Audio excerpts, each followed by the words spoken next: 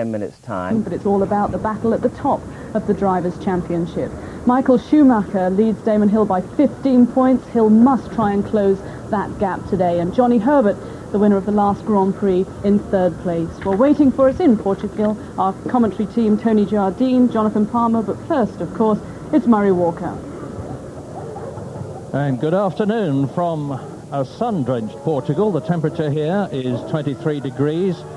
Portugal is a Grand Prix where you do not normally get all that many spectators. It's a long way from anywhere else, unlike Spa, for instance, which has Germany on its doorstep and Holland on its doorstep, as well as the inhabitants of Belgium. Portugal tends to be populated, as far as the Grand Prix is concerned, just by the Portuguese. Not all that many visitors, but as you can see, there's a lot of people here today, including a big contingent from Finland, a big contingent from Switzerland, and there in pole position is from Scotland, David Coulthard. In pole position for the third time this year, having already been in that position for the Argentinian Grand Prix earlier on in the year, and of course the Italian Grand Prix at Monza 2 weeks ago. But there is high drama here on the grid, and has been all this morning, because the Williams that you're looking at now, and the Williams of Damon Hill, that is his car, which is the teammate of David Coulthard, they're very different motor cars from the ones they qualified in yesterday for pole and second position on the grid. They qualified yesterday with a new suspension, and they have reverted for the race to the old specification with the faired suspension. So that's the world champion, Michael Schumacher, but Tony Jardine is ready to have a word with pole position holder David Coulthard. Well, with David now. David, that's your third career pole, third time lucky perhaps today? Well, I certainly hope so. You know, I've been working hard to try and get a Grand Prix win, and hopefully today will be the day. It's very important to have pole position at this tight track, isn't it? Yeah, it's quite difficult to overtake here. So, you know, pole may be an advantage. Now, you want to win your first Grand Prix. Damon wants to get on and win the World Championship. Are there any team orders at all? Well, team orders, as I said before, now that if I'm in a situation where I'm in front of Damon and holding him up, then, you know, they'll request for me to move over, which is fair enough. But if I'm quicker, I'm quicker. Have a great race. Have a great race, David. Thank you very much. Well, I think there we can see that David Coulthard is indeed extremely eager to win this race.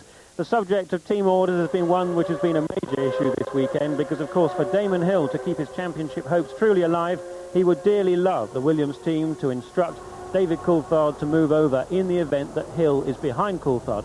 But what I think the situation will be is that if David Coulthard is well out in front of Damon Hill, then Coulthard will indeed be allowed to, or certainly will not be asked to relinquish that lead and let Hill pass in front. But the real problem is going to come if Coulthard is only a second or two ahead of Damon Hill. And in that situation, I suspect the team may well ask him to move over, particularly if they feel that he's in fact holding Hill up a little. And the real question is, will David Coulthard accede to that request? And I think the answer to that will depend on exactly when in the race it happens. If it's in the early stages, then Coulthard will be very well aware that the team has certainly got more pit stops to go, and if they feel David is not letting Hill by when he should do, they can certainly ensure that happens with a pit stop. On the other hand, if it's after the last pit stops, and then in that situation, I suspect David Coulthard will remain out in front and go on to score his first Grand Prix win. Well, we've talked about Hill, we've talked about Coulthard. We shouldn't forget that man, Michael Schumacher. He's leading the World Championship by 15 points. He's just as keen to win this race as anybody else is and make it 7 victories, and hopefully to beat Nigel Mansell's record of 9 by the end of the season. I spoke to Michael earlier, and as ever, he was very realistic about the situation. This circuit is very tricky, all the different surface, and generally the bumps plus the surface is very hard onto the tires. Therefore, it's going to be difficult to find the right strategy, make the right compromise, and to get the right setup to be as competitive as you want to be in the race. Is it difficult to pass here? Yeah, it's quite difficult to pass here. The straights are not that long, plus there's a very quick corner before the long straight, and therefore you can't run very close because of aerodynamics. The back straight is probably a bit too close for accelerating by somebody. So it's going to be very hard to pass here. Now you are 15 points ahead in the World Championship at the moment. If you have a good result here in Portugal, you could get your second World Championship in your home country at the Nürburgring. Is that feasible? I haven't thought that far, to be honest, because I see the championship going to be very tough up to the end of the season, probably the last race, and therefore I haven't thought if I'm going to make the championship clear by Nürburgring. It would be nice, sure, if I could make it in Germany at the home Grand Prix, but I have a feeling Damon will not make it that easy to me. The lap at Estoril is 2.71 miles long. It's long and demanding, and Damon Hill is ready to tackle it 71 times. Let's hear from him. Damon, front row of the grid, but it is a crunch race today, isn't it? Well, I have to win the race, I think, and to get as maximum points as I can to close the gap on Michael. And to add to the problem, I've got David in front and Michael behind me, so it's going to be very, very tough. But you've changed now. You had that revised rear end of the car. You've changed back to standard spec. What was the reasoning behind that? Well, we felt that we've got a good advantage in qualifying and that we'd like to ensure reliability for the race. Now, David, he said he's been told that if you're behind him pushing, he will move out of the way. Is that what the team have told him and you?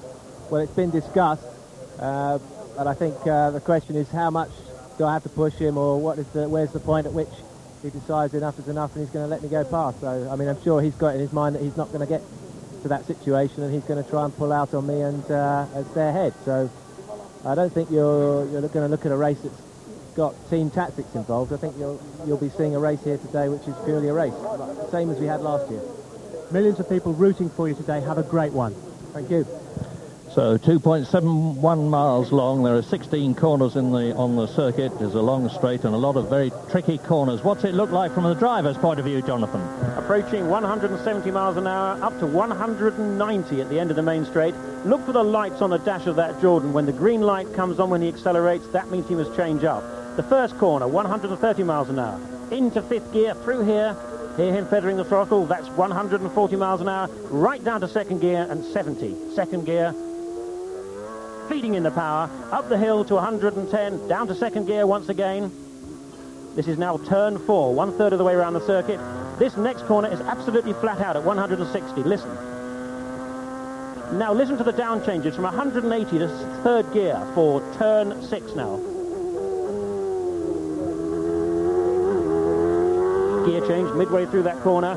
Feeding in the power up to 165 miles an hour towards turn 8. Second gear.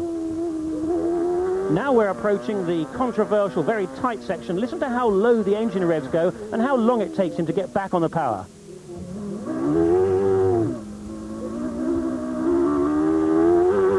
That's turn 10, out of there at 125 miles an hour, into turn 12 now. One more to go. Now listen to the way that Irvine feathers the throttle at 150 miles an hour through the final turn.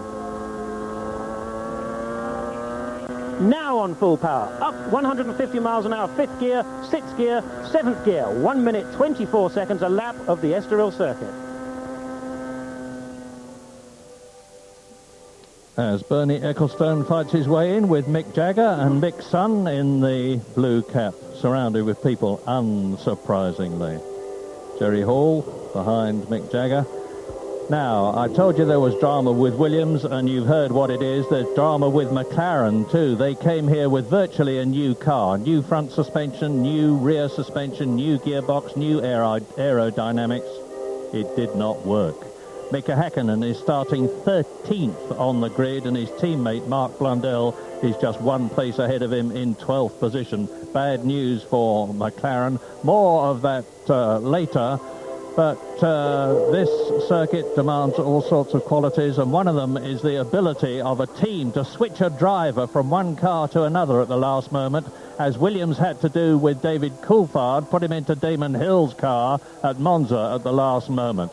What is involved? Jonathan Palmer explains.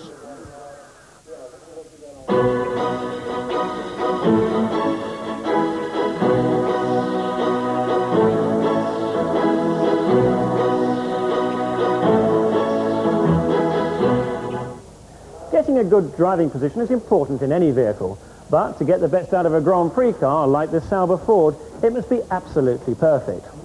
Each driver spends a great deal of time trying to achieve this, and the result is unique to him.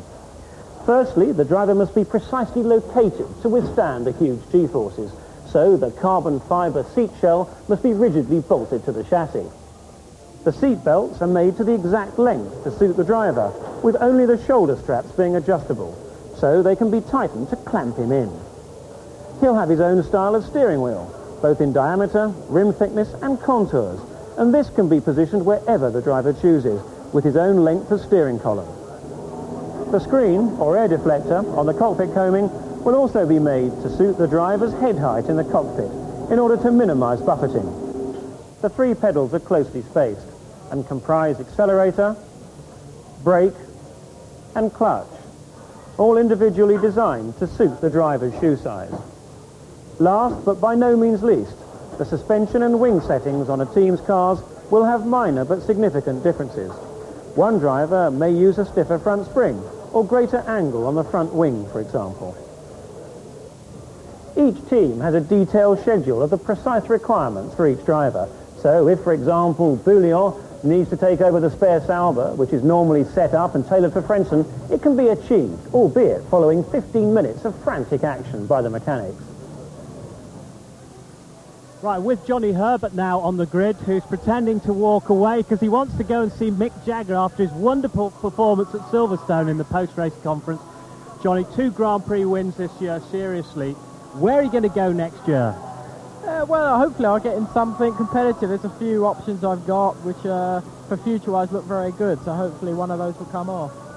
This car of yours looks extremely nervous still, and it seems difficult to get up the grid, but you got it quite well up the grid. What about today? You're going to sneak up on them again? Yeah, well, it was okay this morning. It was nice and consistent, fairly easy to drive-ish.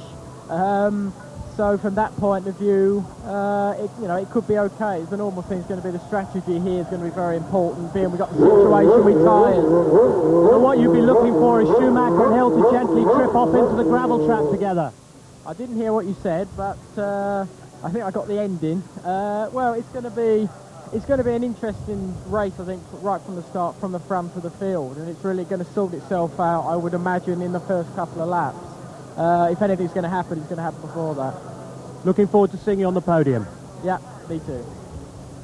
Johnny Herbert says the Benetton is interesting-ish to drive, by which he means that from his point of view it's very difficult to drive. Let me fill you in on the other things he didn't tell you. The 3 possibilities for him next season are Sauber, Jordan and Tyrrell. But also let me finish telling you that McLaren, after all the drama of their new car not working at all yesterday, 12th and 13th on the grid, have had the mechanics working until 5 o'clock this morning. One of them told me if the clocks hadn't gone back in Portugal, they wouldn't have got any sleep at all. And the cars have been put back into the MP410B specification. And the good news for McLaren fans is that Mika Hakkinen was 3rd fastest in the warm-up in one of those cars, and he was only 9/100ths of a second slower than Gerhard Berger, who was quickest, and Damon Hill was 2nd fastest in the warm-up. Bad news, too, for McLaren fans who follow Mark Blundell, who put his back out badly this morning. He's been to see Sid Watkins, who looks after all the medical aspects of the racing in Formula One, and hopefully he's okay to drive in the race, but he was in a very uncomfortable state when I saw him earlier on. David Coulthard getting ready then, knowing that he's only got 5 races left with Williams, including today. There's the Ferrari, dry ice. Jean Alesi with his Japanese girlfriend saying hello to Jerry Hall. And Jean Alesi, like Coulthard, is reaching the end of his career with the team that he is currently with, Ferrari, having been with it for 5 years. Next year he joins Benetton. He was hoping so much for a result in Italy, but it was not to be. And as ever in Portugal, strategy is going to be the name of the game. Are they going to stop 3 times? Are they going to stop twice? Or what? Jonathan? Well, I think that is going to be the name of the game here, because whilst in Monza we saw most of the front runners just make 1 pit stop, it's a very different situation here at Estoril, and the main reason for that is because of the tyres.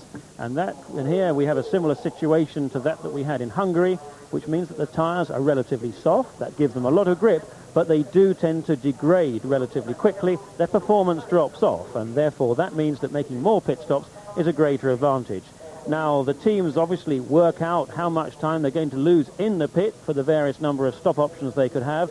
And in theory, what it's turned out from all the calculations is that in fact making 3 stops here is the best option, certainly in terms of the predicted race time. Making 3 stops is going to be 8 seconds faster than making 2, and making 1 stop, frankly, is going to be right out of the question, because that's 40 seconds slower.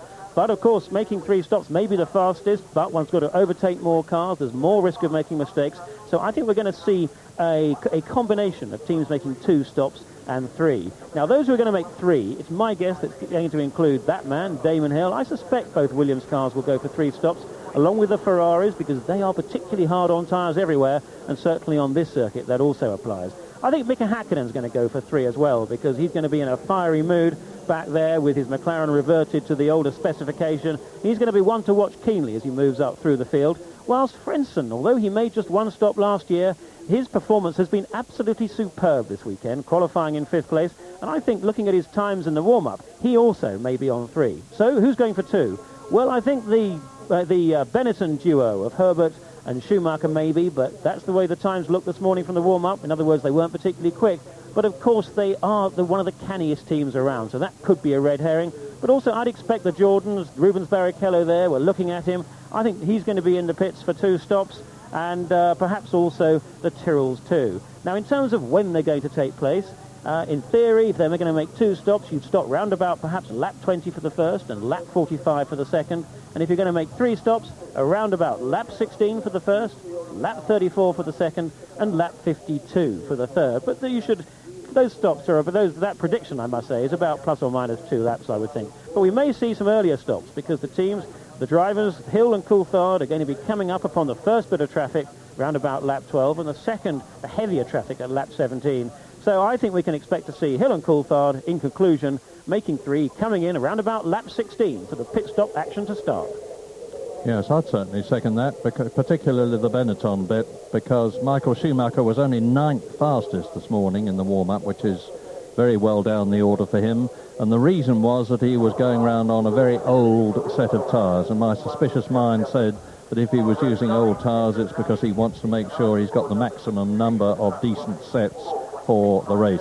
You just saw Gerhard Berger, incidentally. He's in an entirely nude helmet design, so don't let that throw you when you see him in the Ferrari. It is Gerhard. And that is David Coulthard, getting ready for his 21st Grand Prix from his 3rd pole position, and Michael Schumacher starting 3rd on the grid. And talking about Michael Schumacher's slow times in the morning warm-up, the reason that he used old tyres too, apart from conserving tyres, is also to see just what the chassis balance is like on old tyres. And it's very important that drivers don't just keep going around on new tyres, which will flatter the performance of both the car and the driver. And it's a shrewd tactic to do that, because to keep the tyres in good condition is going to be absolutely essential to get the best performance out of them for a full stint on 1 tank of fuel. Damon Hill, now he's got it all to do. 15 points behind Michael Schumacher in the World Championship. Both he and Schumacher are under suspended 1-race bans. That means to say that after their collision at Silverstone, their collision in Italy, they are both going to have to watch it very carefully indeed. And since they're the 2 fastest men in Grand Prix racing these days, on average, and are heading the World Championship, they're likely to be together in this race as they have been in the others. So we must keep our fingers crossed and hope that Portuguese Grand Prix is not brought to a dramatic conclusion for Hill and Schumacher by yet another coming together. They've had 3, including the one in Australia 13 races ago. So Coulthard pole, Hill 2nd, Schumacher 3rd, Berger 4th, Frentzen 5th, and Johnny Herbert is in 6th position, the 3rd row of the grid in the Benetton Renault.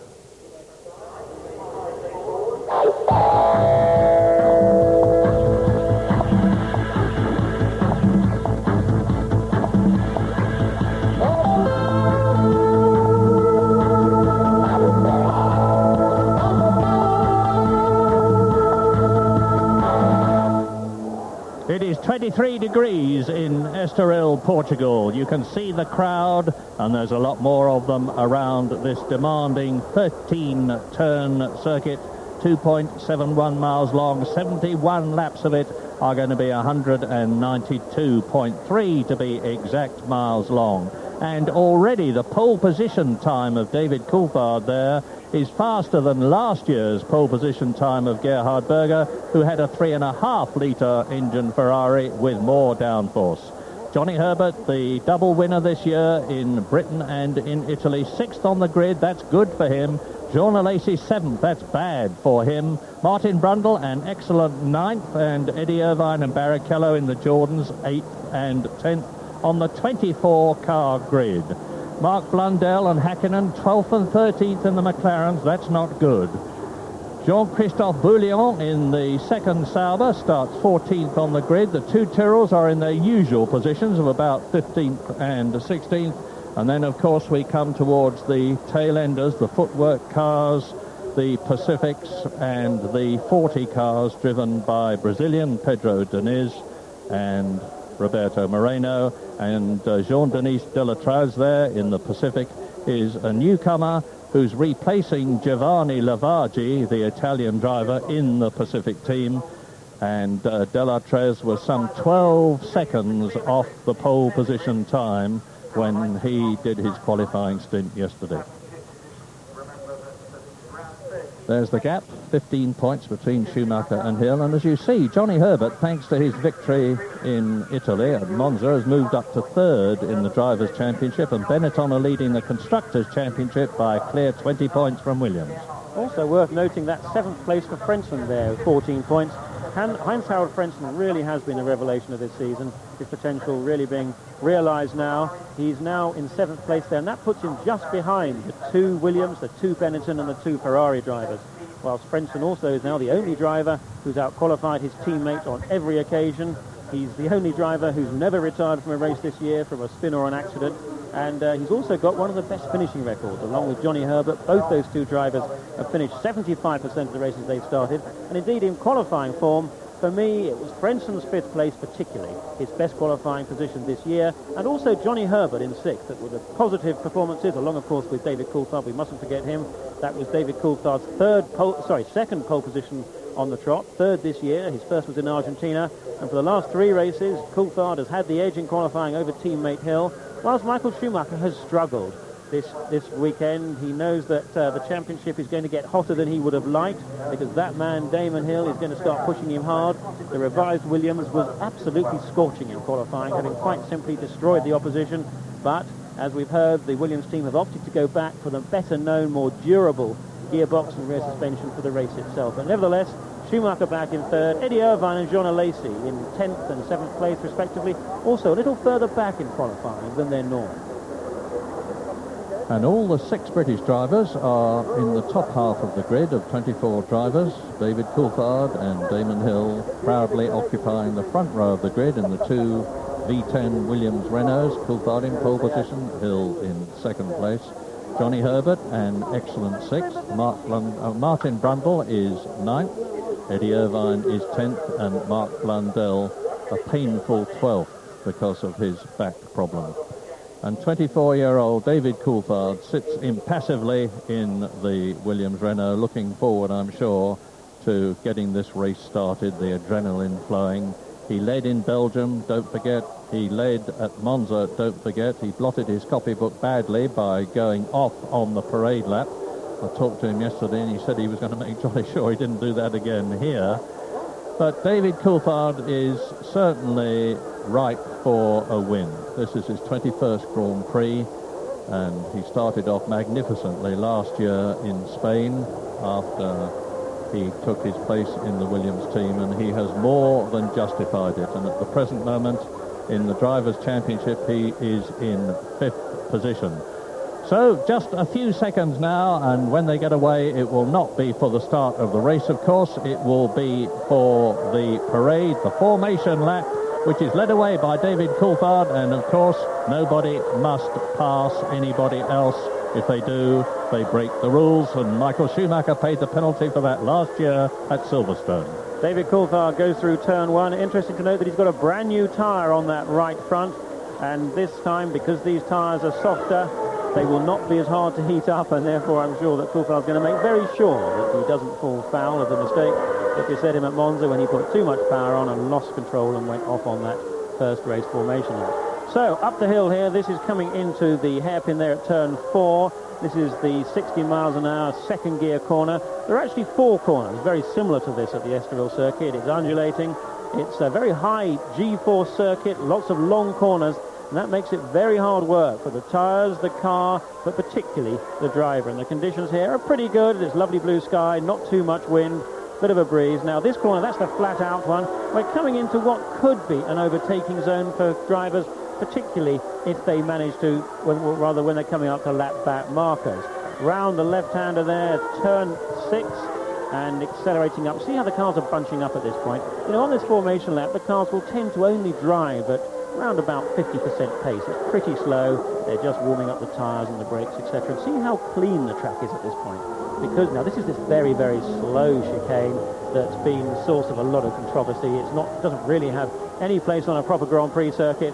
It takes the speed right down to just 35 miles an hour. But again, look how clean it is. This soft rubber will mean that throughout the race we're going to see a build-up of the marbles, the little pieces of rubber. This is the most demanding corner physically on the circuit. It leads onto the long straight. The drivers have to sustain over 2G for 6 seconds round there. That's when the next going to give up first. And also the danger of following other cars too closely for losing front grip. Now they're all coming up. This is the final corner. They're ready to take their grid positions. And of course it could be absolutely crucial to see who gets away first between Hill and Coulthard, because Damon Hill's best chance of winning this race is going to come if he can beat teammate Coulthard off the start. So 1 hour and 40 minutes approximately of 71 lap Portuguese Grand Prix coming up as they line up for the grid, and that is Damon Hill. You can tell him by the red stripe on the mirror to the left of his steering wheel. On the right of the picture, as you look at it, David Coulthard pole position. On the left is Damon Hill. Behind Coulthard is Schumacher in the Benetton. And then behind Hill is Gerhard Berger. The next row is Heinz-Harald Frentzen and Johnny Herbert. They look to me as though they are almost all in position. As usual, you will see the man with the green flag cross across the back of the starting grid, which gives Roland Brunschereider the start of the signal that everybody is in position and ready to go. And then Roland lights up the red light, and then about 4 to 7 seconds later the green light for the start of the 1995 Portuguese Grand Prix.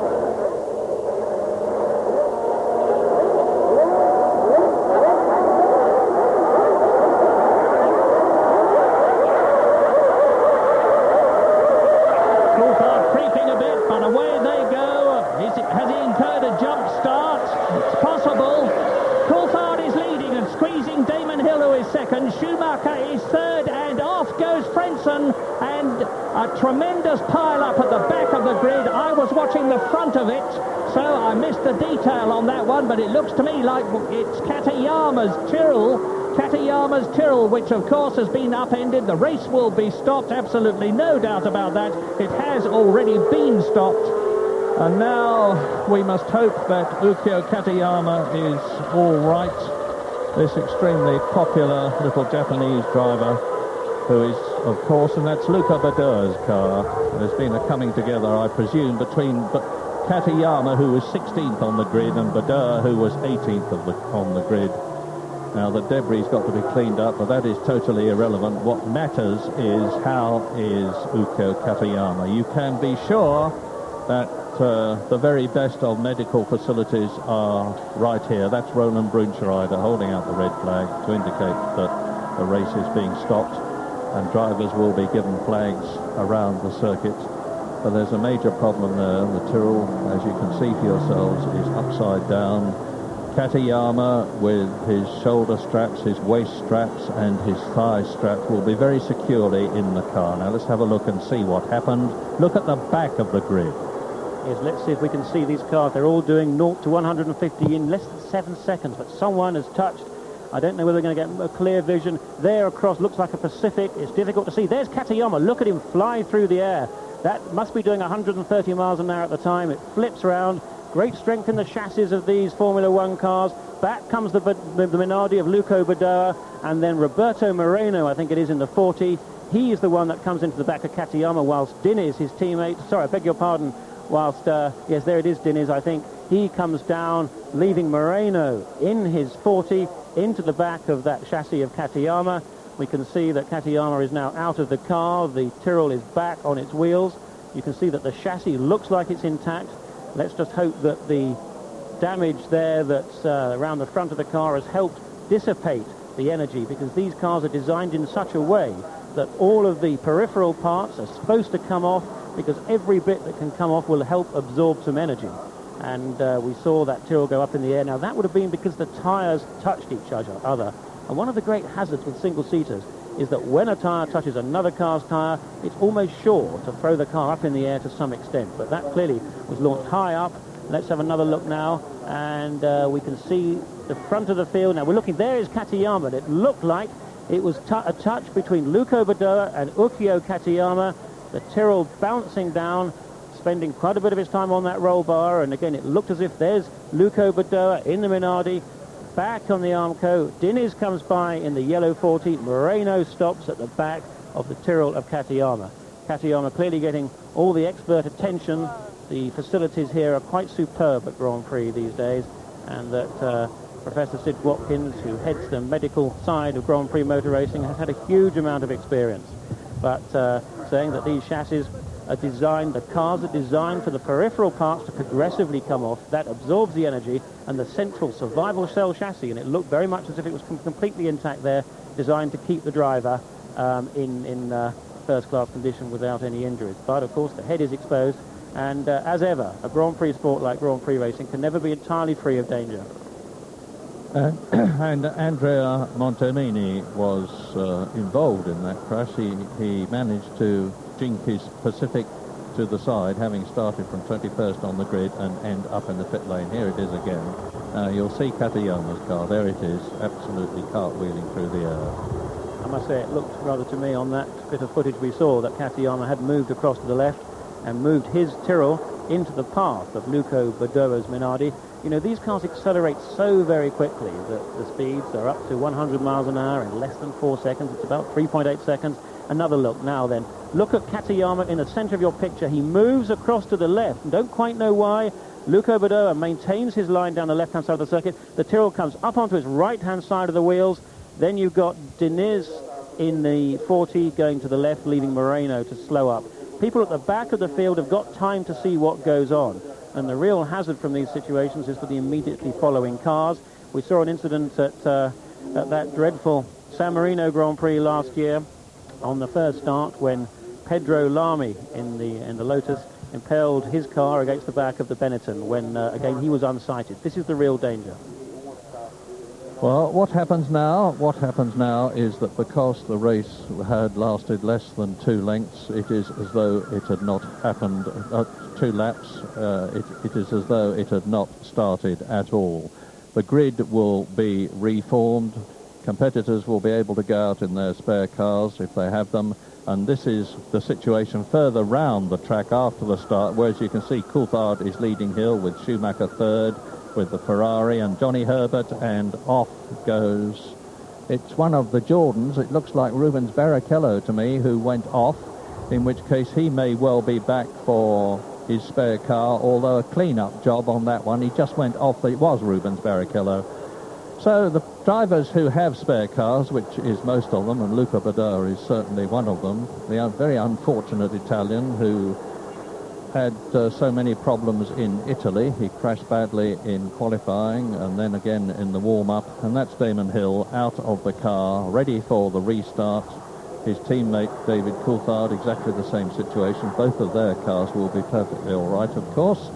The Williams with the previous rear suspension, and those are the cars that they will be restarting in.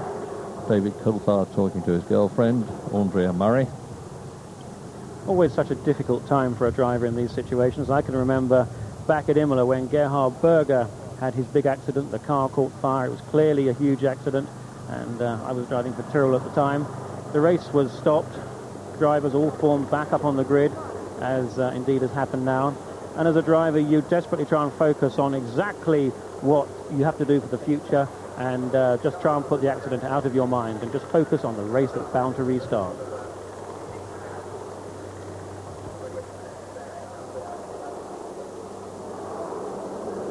Well, you can see the situation, but Tony Jardine has been down there, and we'd all certainly like to know what he's found out. I'm at the side of the crash scene at the moment, and Ukyo Katayama is on a stretcher. He's out of the car. Unfortunately, at the moment, he's still unconscious. He's on a drip, and I can see Professor Sid Watkins is overseeing the operations, and Ukyo Katayama is just being put into the ambulance at the moment. So everybody's got their fingers crossed, and let's hope it's not too bad. Yes, as I said earlier on, if something like that sadly does happen, at least the consolation that we've all got is that the medical facilities at every Grand Prix circuit, and certainly here in Portugal, are absolutely superb. And now we just have to wait while the grid is reformed, while the spare cars are readied for the race, while the cars that were not spare cars, the original cars, are also prepared. That's Joan Villadel-Prado, the Benetton team manager, who just walked through the picture. And you see the Williams in the second position on the grid of Damon Hill. And down the field now, that is Michael Schumacher's car, number one, the world champion, with his helmet resting on the front of the car. Michael's taking it off. It's very warm here indeed. It's coming up to about 24 degrees now. Fourth on the grid is, on the reformed grid, is the Ferrari of Gerhard Berger, who is to leave the team at the end of this season and go to Michael Schumacher's team, Benetton. Number 30 is Frentzen. Now, you remember he spun at the beginning of the race. Whether that's the spare car or his original car, I don't know. That's Heinz-Harald himself having a look at the back, probably trying to figure out what happened. Johnny Herbert's Benetton Renault, sixth on the grid. And the next one you will be seeing is the Scarlet Ferrari of Jean Alesi. Now, I'm used to him starting about fifth on the grid, which is what he's consistently done. That's dry ice that you can see the steam coming off, helping to keep things as cool as possible. Mark Blundell walking there in the McLaren overalls, probably to ease his back a bit. We've passed Eddie Irvine's car.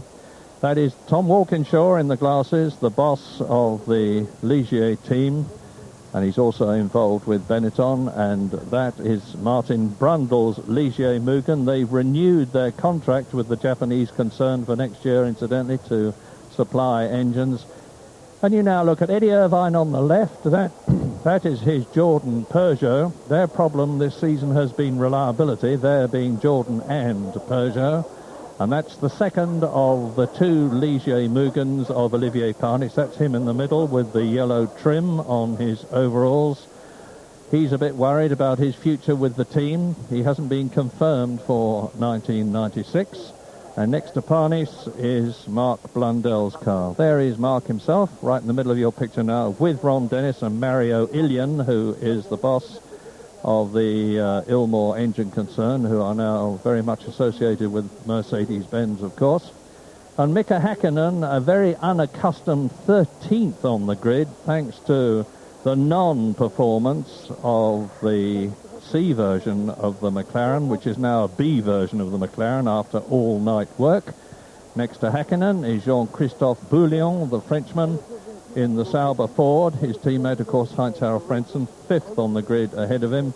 Bouillon is another driver who's worried about whether or not he will be continuing in Grand Prix racing next year. Mika Salo's Tyrrell, the teammate of Ukyo Katayama, that is Mika himself. From now on, things are going to get better for him. Nearly every circuit this year has been a new circuit for him. And then there's the gap in the grid where Ukyo Katayama's Tyrrell was. And we now look at Pedro Lamy, the Portuguese driver's Minardi Ford. Another gap on the grid. Now that's Luca Badoer's Space. The question is he coming out in the spare car? Taki Inui, the Japanese driver, the bald-headed chap, is Brian Hart, who is the boss of Hart Engines from Harlow, whose V-configuration engine is powering the Arrows. And there is Max Parpis's car. Now, I saw Max Parpis in the Arrows avoiding the crash. He may have got involved later on, Now, the remaining cars should have been Andrea Montemini, who we saw spin to a standstill on the exit to the pit lane, and you can see they're clearing up the mess. Tony Jardine, I believe, has been able to have a look at the wreckage of Katayama's car. Is that so, Tony? Yes, it is indeed, Murray. There have been bits of wreckage even came over into the pit lane, such was the force of the impact. But I'm happy to say that looking at the chassis, it is definitely intact. The front wheels have been ripped off, but it looks like the suspension has done its job. It's not come back and right back towards the cockpit. One of the rear wheels is ripped off, but it looks really, it shows a testimony to the strength of these monocoques, as you were saying earlier. It looked in particularly good shape in terms of protecting the driver. Let's hope so anyway. They are now clearing up frantically at the end of the pit lane here, trying to get all the dust and debris off the track ready for the restart. And Badoa's RAC car went past as well. That has stood up well to the impact, but I'll go and try and find out if these other drivers are going to start in their spare cars. Yes, and there's quite dramatic changes to the car. That's Jean Alesi compared with last year. After the tragic accident to Ayrton Senna at Imola, there were new rules introduced, as a result of which the cockpit sides are a lot higher than they were last year. There's a maximum of head protection for the driver, and it even extends to the sort of foam behind the driver's head that has to be used in order to ensure the maximum amount of safety in a sport which we mustn't delude ourselves will always be dangerous. It always has been, and it certainly always will be. Pole position, David Coulthard is in the car, ready for the second restart in 2 races that he's experienced. The first one was his fault, that the restart in Italy. Well, that's not fair to David, actually. He went off on the formation lap, and then there was a pile-up behind him, and to be strictly accurate, it was that pile-up that stopped the race and enabled David Coulthard to get in Damon Hill's spare car, which was set up in the way that Jonathan was explaining to us earlier on. All the changes that were necessary were made. David Coulthard rejoined in pole position, led the race for the second race in succession. Are we going to have a third time lucky here in all those circumstances for David Coulthard? And a very good view there of the rip-off films of plastic that were across the front of David Coulthard's visor. We could see that he had 2 on, with a bit of black tank tape, as we call it, as the tab to help Coulthard pull off each one. And normally the drivers, there we are, we can see it there. And there's that bit of those 2 layers of film, the black tape at the end. That's what Coulthard will be reaching for at 180 miles an hour down the main straight twice during the course of this race. Once the film gets covered in muck after perhaps the first 10 laps, that'll be the time to take the first one off and then leave the second one perhaps for another 30 or so laps to give the driver as clear a field of vision as he can. But you know, despite having those rip-offs, it's amazing how little vision most drivers have at the end of a Grand Prix, because the debris, the oil, the dirt that gets picked up, thrown up onto the face of the visor is quite incredible. And of course, as a driver, you get used to it. It doesn't all come in one go. It gradually builds up. And it's only at the end of a race when you actually wipe your visor, or you put your helmet on at the end of the race after you've finished, and you can't believe how little vision you absolutely had. And that happens to virtually every driver. Martin Brundle there, now he did very, very well in qualifying. He was running up as high as 6th at one point before dropping back to 9th, but it was so incredibly close, right at that area. In fact, from Frenson's 1 minute 22.2 in 5th place to back to Hakkinen in 13th on 23.0. That was just 0.8 of a second covering that group. Very, very tight indeed. And Brundle really having asserted himself in the Ligier team and having out-qualified his teammate Panis, who we rated pretty highly last year on most occasions. So really looking in good shape and driving extremely consistently in the morning warm-up session. Indeed, he did 3 laps of an identical 1 minute 25.3 time. He pitted for a change, came out and did 3 laps of an identical 1 minute 25.2 time. And to be able to drive a racing car around nearly 3 miles and be within 1/10 of a second just shows you the extraordinary accuracy of driving right at the top level.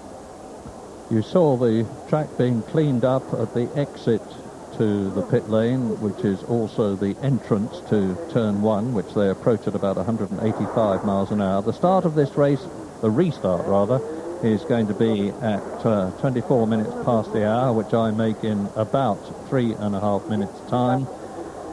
As you look into the cockpit of Jean Alesi's Ferrari, and Luca Badoer will be restarting from the pit lane in the spare Minardi, having been involved in that coming together with Katayama.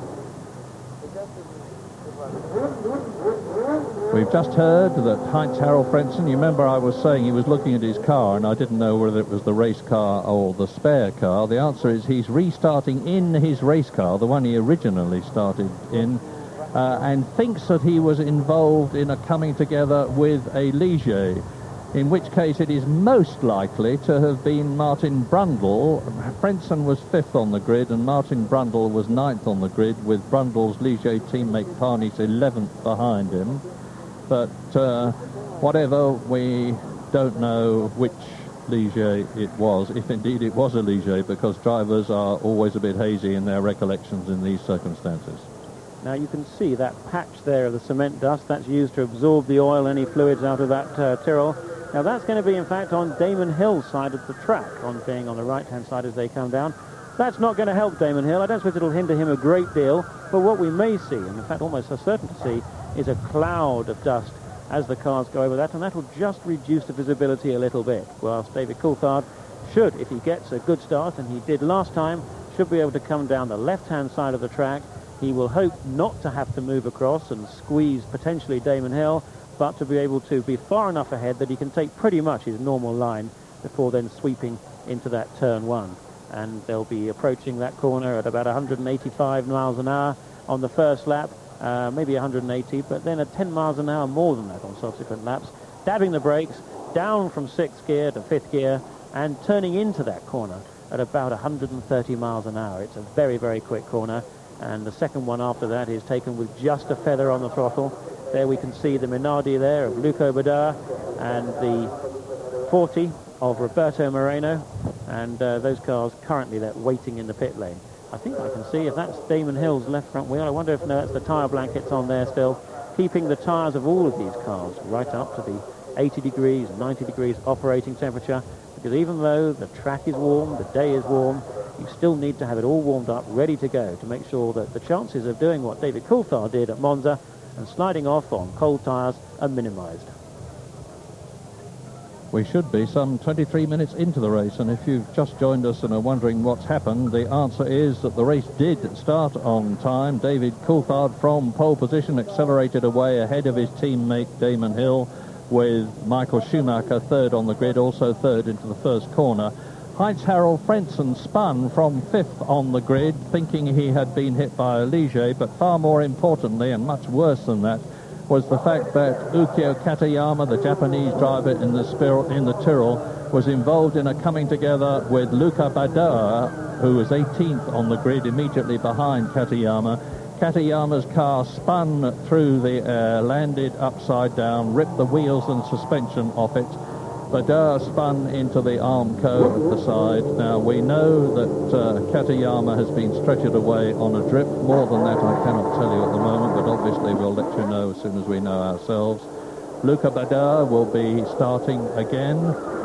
In the spare Minardi from the pit lane, we know Roberto Moreno, the Brazilian driver in the 40 car, is also starting from the pit lane. So at maximum there are going to be 21 starters on the grid in the absence of Ukyo Katayama.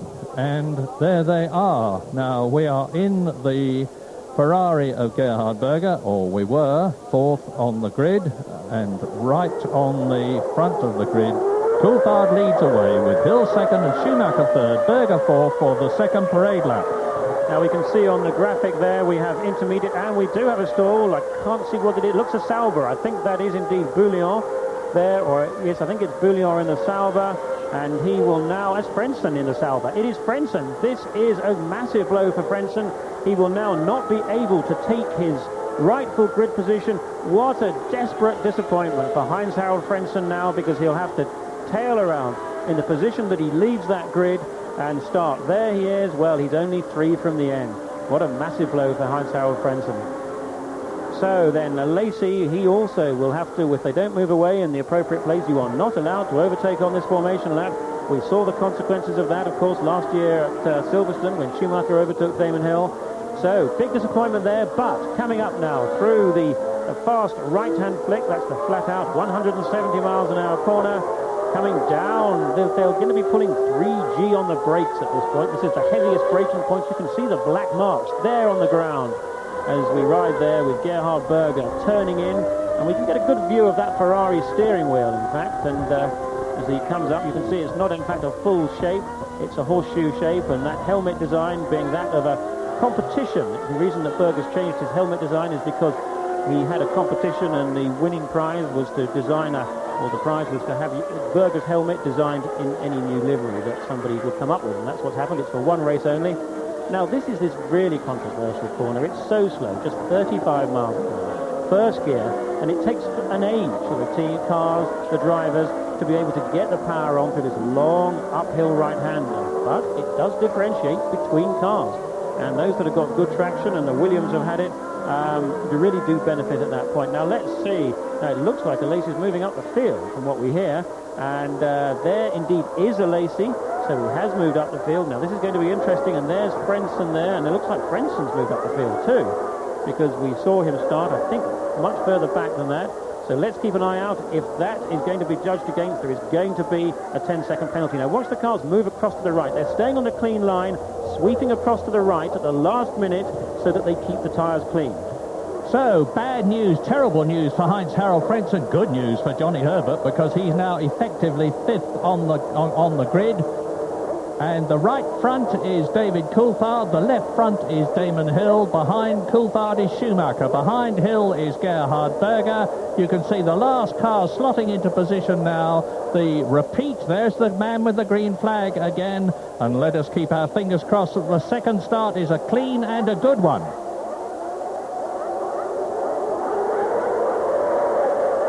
There's the green, and Coulthard wheel spins away, but just a touch of wheel spin.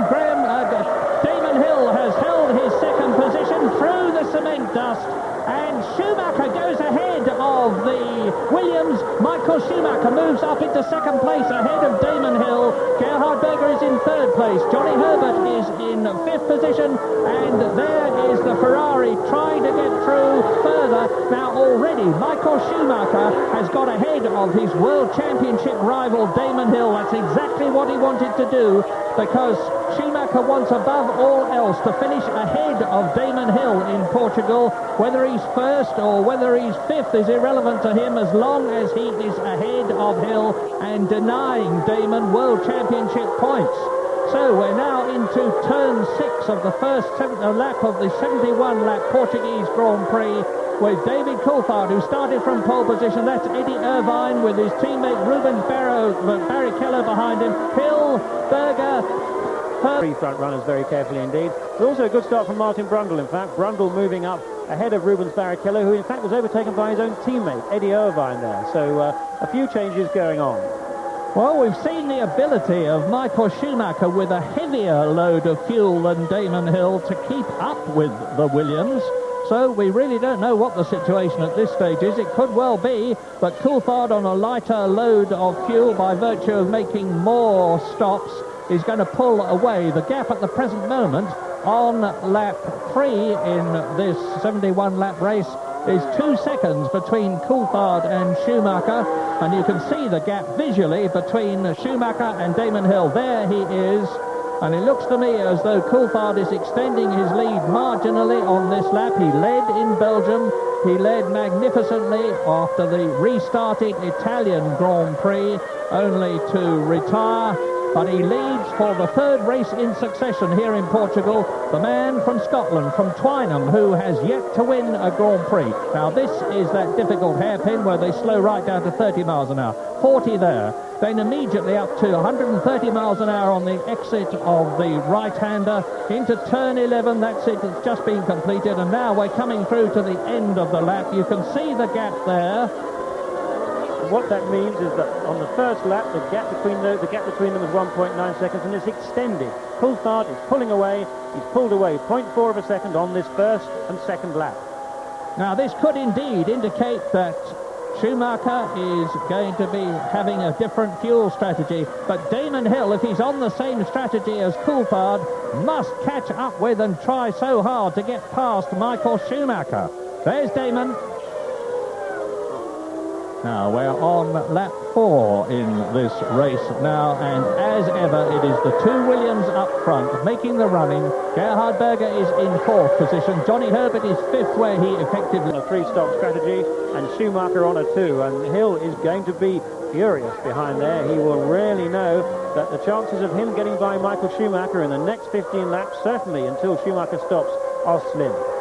Now, you know how many people started this race, and Frentzen was at the back in the Sauber Ford, having stalled it, and in his 5th position on the grid. He's up to 13th position in the race now. Heinz-Harald Frentzen, the German driver in the much improved Sauber Ford, is really flying as you watch Gerhard Berger, lap 5, and he's 4 seconds behind Michael Schumacher. Less than a second separates Michael Schumacher and Damon Hill, but more than 3 seconds separates David Coulthard, the leader, and Michael Schumacher in 2nd place. Berger out of the chicane.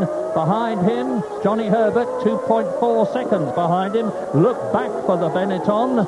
Johnny Herbert, the winner in Britain, the winner in Italy. He's in the points at the present moment, and 22 drivers are still in this race, as through to complete another lap go the leaders, and the gap is extended further. Now there is Berger. You just saw a flash of Johnny Herbert's Benetton behind him. 3.6 seconds is the gap now on lap 6. We're almost at 1/10 of distance of the Portuguese Grand Prix completed already, as Gerhard Berger, the veteran Ferrari driver, who's already got 6 third places this season behind him, goes round in the Ferrari. It's not up to the Williams and the Benetton here, but you saw that the 2nd and 3rd men, Schumacher and Hill, are now absolutely together. And as Coulthard's pulling away from Schumacher, Hill is pulling away from Berger, increasing the gap by about a second a lap. And Berger is also extending the gap between him and Johnny Herbert, but not by very much. Just 0.2 of a second a lap at the moment. And yet again, Olivier Panis, the Ligier driver, has been given a 10-second penalty. There's the confirmation for a jump start. That's the 3rd time this season.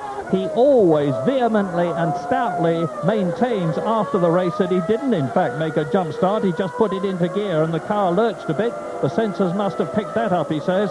But irrespective of the fact of the case, he has got another penalty. And now there was Coulthard. Here is Schumacher. Behind him, Damon Hill. The gap between Hill and Berger is extending all the time. It's now nearly 6 seconds. But Damon won't be worrying about the gap behind him. It's the gap in front of him. He's got to close the gap between himself and Schumacher in a Williams which we all thought was going to handle better. I remind you that Michael Schumacher was only 9th fastest this morning in the warm-up, and he was 3rd on the grid, and he seems to have done a lot of work on the gap behind them is almost as big. In fact, it's getting to be bigger now, as Hill strives with all his might and main to get up with the Benetton. But on this track, which, as I said, like most of them, is difficult to pass on, because after all there is only one ideal racing line on any Grand Prix circuit, Schumacher could follow as the man in front and make it so very difficult for Hill to get past, as into the pit lane comes Pedro Lamy from 18th position in the race, in the 2nd of the 2 Minardi Fords. And I remind you, his teammate Luca Badar started from the pit lane in the spare car. That's Damon Hill exiting the chicane, and that is Pedro Lamy in the pits, and it looks to me like a retirement. There is no activity of the mechanics around the car, and Lamy, in the race that he most of all wanted to do well in, the Portuguese Grand Prix, his home race, is out of it. And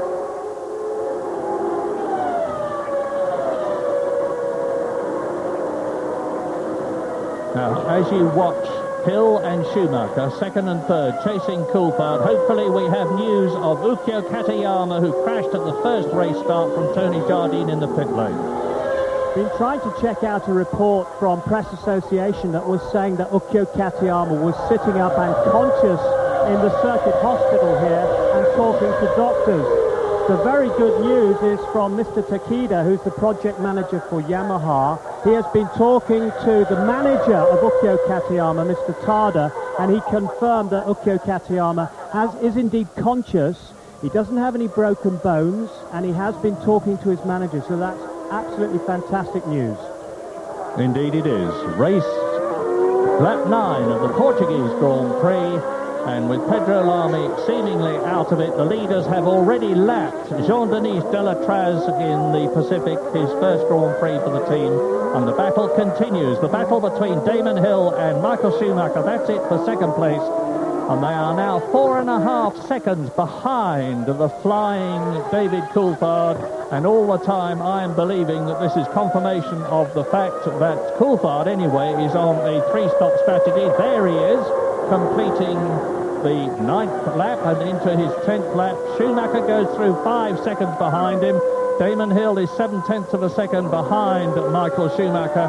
And David Coulthard is controlling this race superbly, as he did the Italian Grand Prix at Monza before he had to retire from it. Is this going to be the race that sees the first Grand Prix victory for David Coulthard in his 21st Grand Prix? Well, this is lap 10. It's a 71-lap race, and there is the leader. Certainly hard to overtake here at Estoril, but it's actually hard to follow closely as well. And the reason for that is that with these very fast, long corners that we have on this circuit, the closer a car gets, and that's Moreno going very slowly. I wonder if he's just been incredibly obedient there, and or whether or not he's just incredibly obedient, or indeed, as we look at Pedro Lamy there, out of his first Grand Prix for Minardi on his home soil, the Portuguese driver. Now, if he was to get any closer than that, in fact, he couldn't, because the closer that he tried to get, he'd lose front-end downforce, the front of the car would wash wide, and if you take that to its logical conclusion, he would simply go off the circuit, and that's exactly what happened to Mika Hakkinen here when he out-qualified Senna. Roberto Moreno did indeed have a problem there. He is into the pits. Is it retirement? It's certainly far too early for a scheduled stop.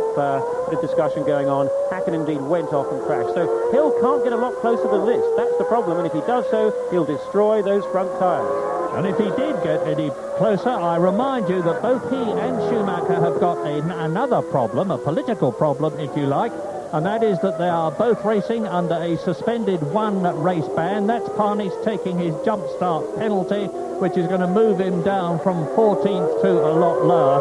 So, subconsciously in the back of their minds, Damon Hill and Schumacher will both be saying to the team have produced evidence that he did not slow down on the Roger chicane as he had been accused of doing, and that it was just a bit of late braking by Damon, presumably, that caused the problem.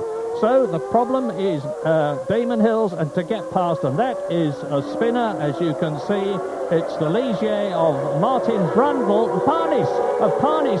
He's come out on colder tyres, of course, and that'll be the problem.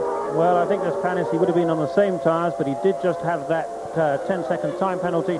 I think simply trying too hard too soon. He may have picked up some dust and a bit of dirt coming out of the pit lane. That's not the normal line, but I'm afraid a mistake there from Olivier Panis as Coulthard continues to pull out that gap, and he continues to pull it out at the rate of about half a second a lap, and that's as much as he needs to stay in front, assuming that he needs to make that extra pit stop.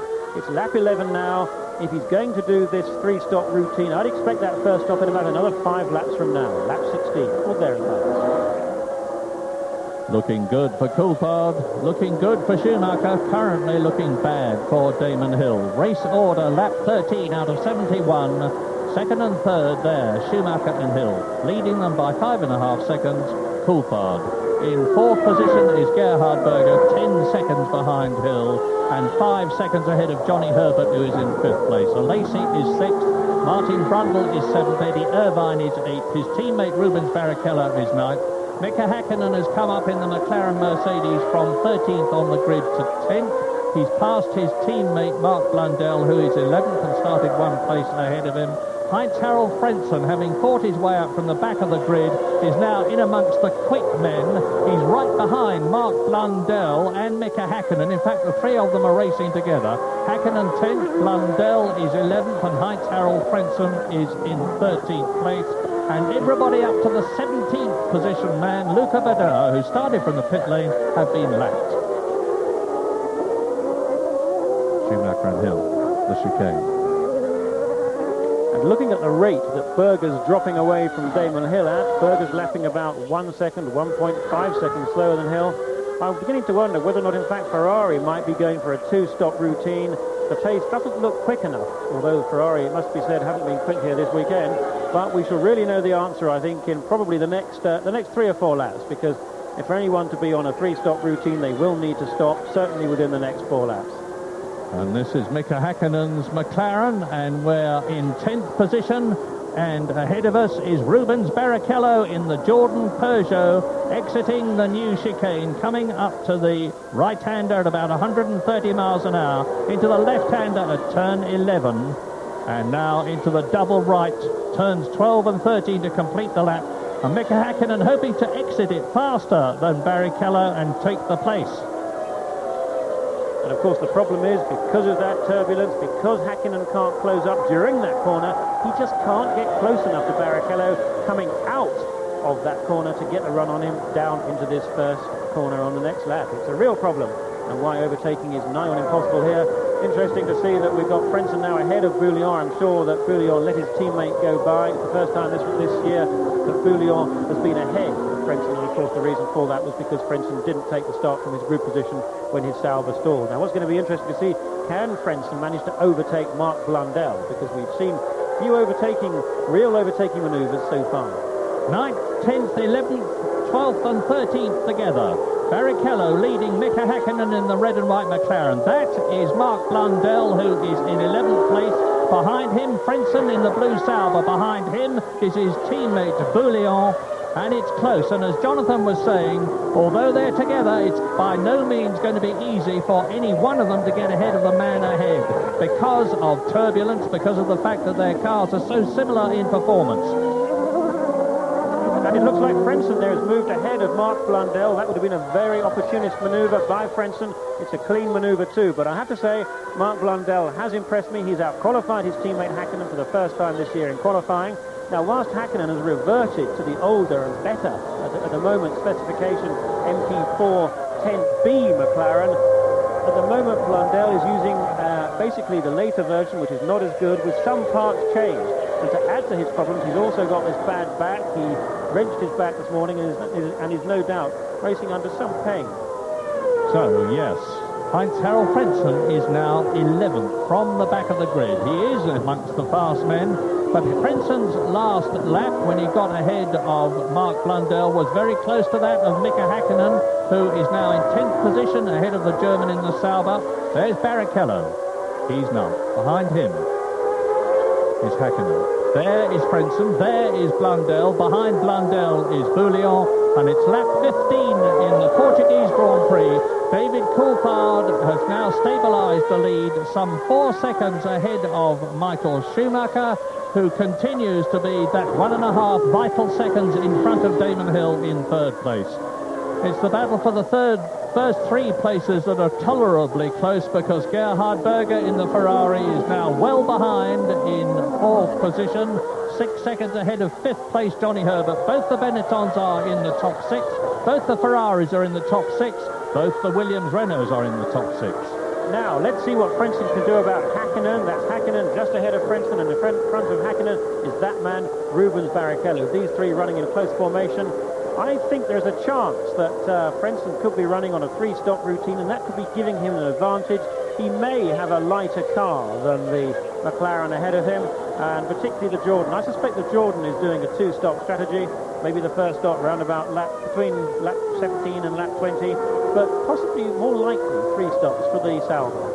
Well, if that is so, then it's going to be pretty soon, because we're on lap 16 now, and it's from this point onwards that we would expect anybody who's on a 3-stop strategy to be coming into the pit lane to change 4 tyres and wheels and to take on fuel. I remind you that the fuel flows at the rate of about 10 litres a second. And we're back again with Mika Häkkinen. That's Rubens Barrichello ahead. And we're shortly coming up to the park. We go round this hairpin, then through a right kink, and it was into the next. A little bit of a flick there from Barrichello, getting unstable. Look out for the chance of Frentzen coming up alongside Hakkinen anytime now. But no, it doesn't look like it. It would have been a bit of an ambitious manoeuvre, as Barrichello seems to be in a bit of trouble. I wonder if, no, Hakkinen hasn't quite got a run on him, but this is certainly consistent with Barrichello running a two-stop strategy, having a heavier car that's being harder on its tyres, and Hakkinen's car and tyres being in better shape with him running with a lighter tank of fuel. But if that's right, it'll only be 2 or 3 more laps for Hakkinen before he'll need to come into the pits. 9th, 10th, 11th together. There they are. Rubens Barrichello, Mika Hakkinen, Heinz-Harald Frentzen, and behind him Mark Blundell. With Hakkinen going for the place, and Mika Hakkinen sweeps through and takes Rubens Barrichello and moves up into 9th position, which will give Heinz-Harald Frentzen the opportunity. He's lapping faster than Barrichello, no doubt about that. You can see that he's already almost tucked under the rear wing of the Sauber. Here's a replay as Hakkinen comes out from under the rear wing of Rubens Barrichello's Jordan, goes through and moves up into 9th position. Lovely overtaking manoeuvre there from Hakkinen, making full use of that Mercedes Ilmor power, the V10 engine being closing up certainly on the power of the best engine, the Renault, at the moment. But now is the time when we would expect to see the Williams cars coming in for that first stop, and we believe that it will be Damon Hill who will in fact be the first to stop if that is the case. Well, we have already had 4 runners in. We've had Delatraz in, we've had Moreno in, we've had Parnis, who stopped, of course, but it is still the battle up front. Coulthard is on his 18th lap, and Frentzen goes through, slows down and gives Barrichello the opportunity to retake it, but he doesn't do so. A demon late-breaking move by Heinz-Harald Frentzen gets him past Rubens Barrichello. That was a superb move. The German is really on the way here in the race in Portugal, as he was in qualifying. He started from 5th on the grid, only to spin out, then to have to restart at the back for the second start when he stalled his engine, and he's fairly flying through the field now. The next target for him is Mika Hakkinen. Brilliant overtaking there from Frentzen, but the tyre covers are off a set of wheels at the Williams pit. So look for a Williams. It's about to come in for the first fuel stop. See there that Mark Blundell, there he is with Rubens Barrichello in front of him, and Jean-Christophe Bouillon, the Frenchman, in 13th place in the Sauber Ford behind him. But now we are all eyes on the pit lane, because we also hear that Benetton have the tyre covers off. Now, I doubt that that's for Johnny Herbert. I would suspect it's for Michael Schumacher, and indeed it is Schumacher. Let's see if Hill can get out ahead of Schumacher. They are both in at the same time. Here is where pit stop routine, how slick they are, could make the difference. It could be Hill's chance to get ahead of the Benetton. and that's the camera on the helmet of Les Jones, the Williams mechanic for it. And out goes Michael Schumacher, a much better stop than Damon Hill. Schumacher came in second, Hill came in third, and he's only now leaving. A 16-second pit stop. That was dreadful for Damon Hill, and he's exiting the pit lane now. Now, where is he in relation to the Ferrari of Gerhard Berger? The answer is exactly the same position, because we're exiting the pit lane with Gerhard Berger. So, Coulthard still leads on lap 19, but Schumacher is still second, having stopped. Hill is still third, having stopped. Berger is still fourth, having stopped. So, now we're with David Coulthard. He's leading this race. If he's on a three-stop strategy, it's very likely that he's going to come in on this lap. We don't know. Yes, he is. I think he's into the pit lane now. This is race leader David Coulthard. He's coming in now, certainly. Michael Schumacher will take the lead, because although he stopped, Coulthard did not have enough of an advantage over the Benetton to be able to stay ahead of Michael Schumacher second. He should certainly stay ahead of Damon Hill in third position, and I'm looking to wait and see. Out goes David Coulthard down the pit lane and rejoins the track. David Coulthard goes back into the Portuguese Grand Prix, having had his stop.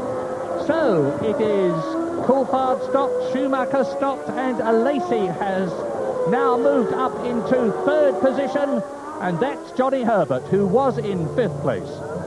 Well, let's see how long that fuel line stays on for. The clock's ticking, 7 seconds. Now, that's consistent with a 3-stopper.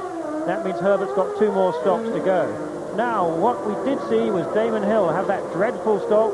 Was it fuel? Was it something else? Well, he was actually in the pit lane for 8 seconds longer than Michael Schumacher and 6 seconds longer than David Coulthard. So clearly some problem, and it looked to me as if it might just have been a problem with the left rear wheel. But that's going to be a big blow to Damon Hill. He's now got to try and reel in 6 seconds worth of pace to close up to where he was on Michael Schumacher. And also what's interesting is that it looks like that in fact Schumacher is on the same strategy as Hill and Coulthard too. So the Williams really appear. Second start of the race up into a second position, about which Damon was able to do nothing because of the difficulty of passing here. As you can see, Coulthard is now just over 4 seconds ahead. Hill has got 2 problems. One is the fact that he's behind Schumacher. The second is that he's behind Alesi. The consolation for Damon is that although Schumacher has stopped, Alesi hasn't. So Damon should be able to get that 3rd place back, but certainly not do anything about Michael Schumacher, who's now 4.5 seconds behind Coulthard. As into the pits comes Mika Häkkinen from 10th position.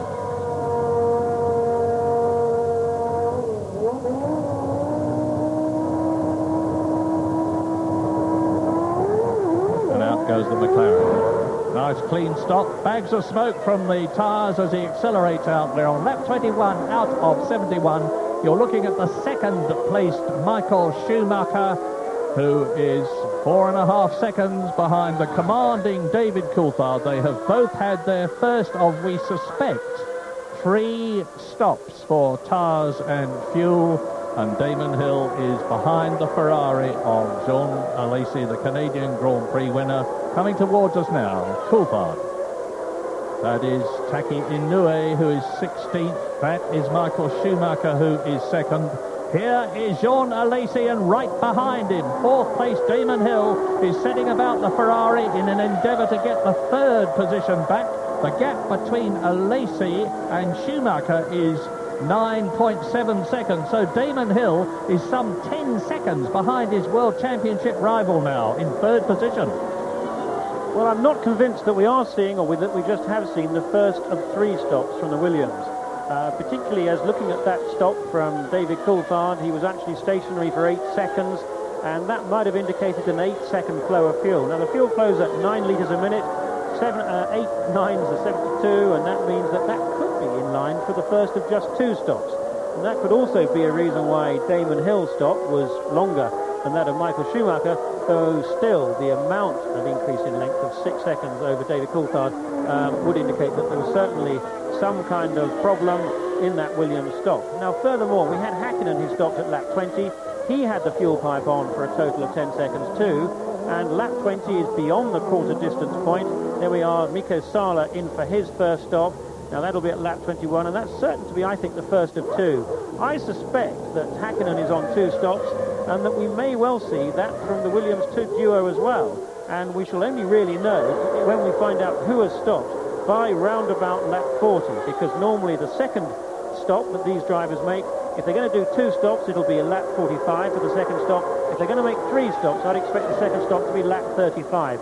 So we're going to need to follow it closely, and if anyone has stopped before lap 40, it's a 3-stopper. If they haven't, it's a 2-stopper. Now we're with Jean Alesi, 3rd position. The car in front is Luca Bader. The car behind is Luca Bader, because Alesi 3rd, Damon Hill 4th. Both pass and lap the Italian in the Minardi 16th position. The leader, David Coulthard, is on his 23rd lap. He is 5 seconds ahead of Schumacher. Schumacher is in 12 seconds now ahead of the battle between Alesi and Hill. And into the pits comes Mark Blundell from 11th position.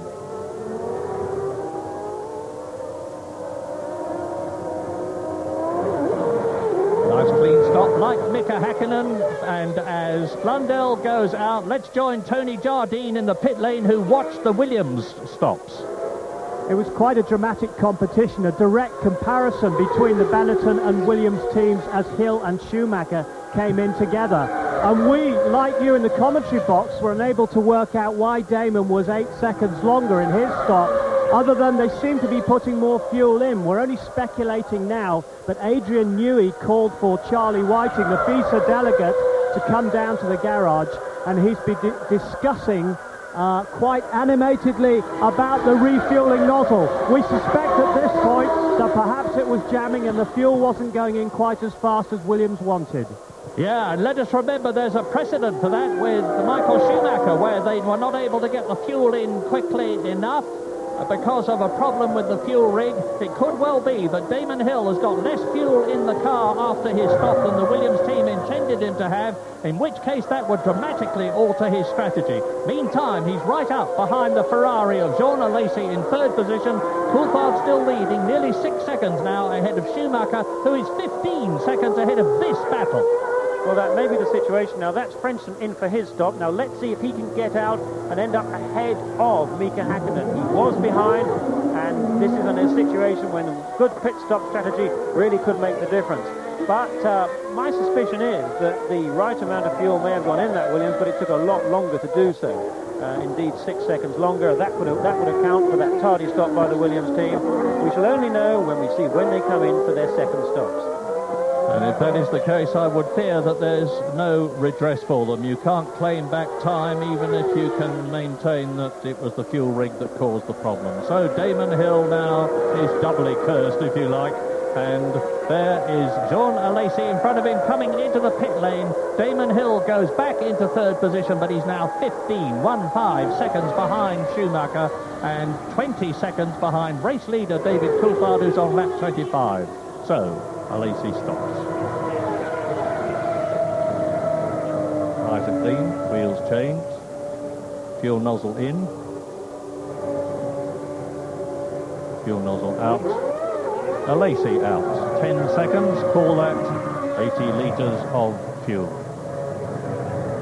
And now Damon Hill has got a clear track in front of him. He hasn't got an Alesi in his way. I suspect that if Hill could have got past Alesi, which he certainly wouldn't have done, I think, had Alesi not peeled off into the pit lane, the gap between Hill, who is now third, and Schumacher, who is second, would have been less than 15 seconds.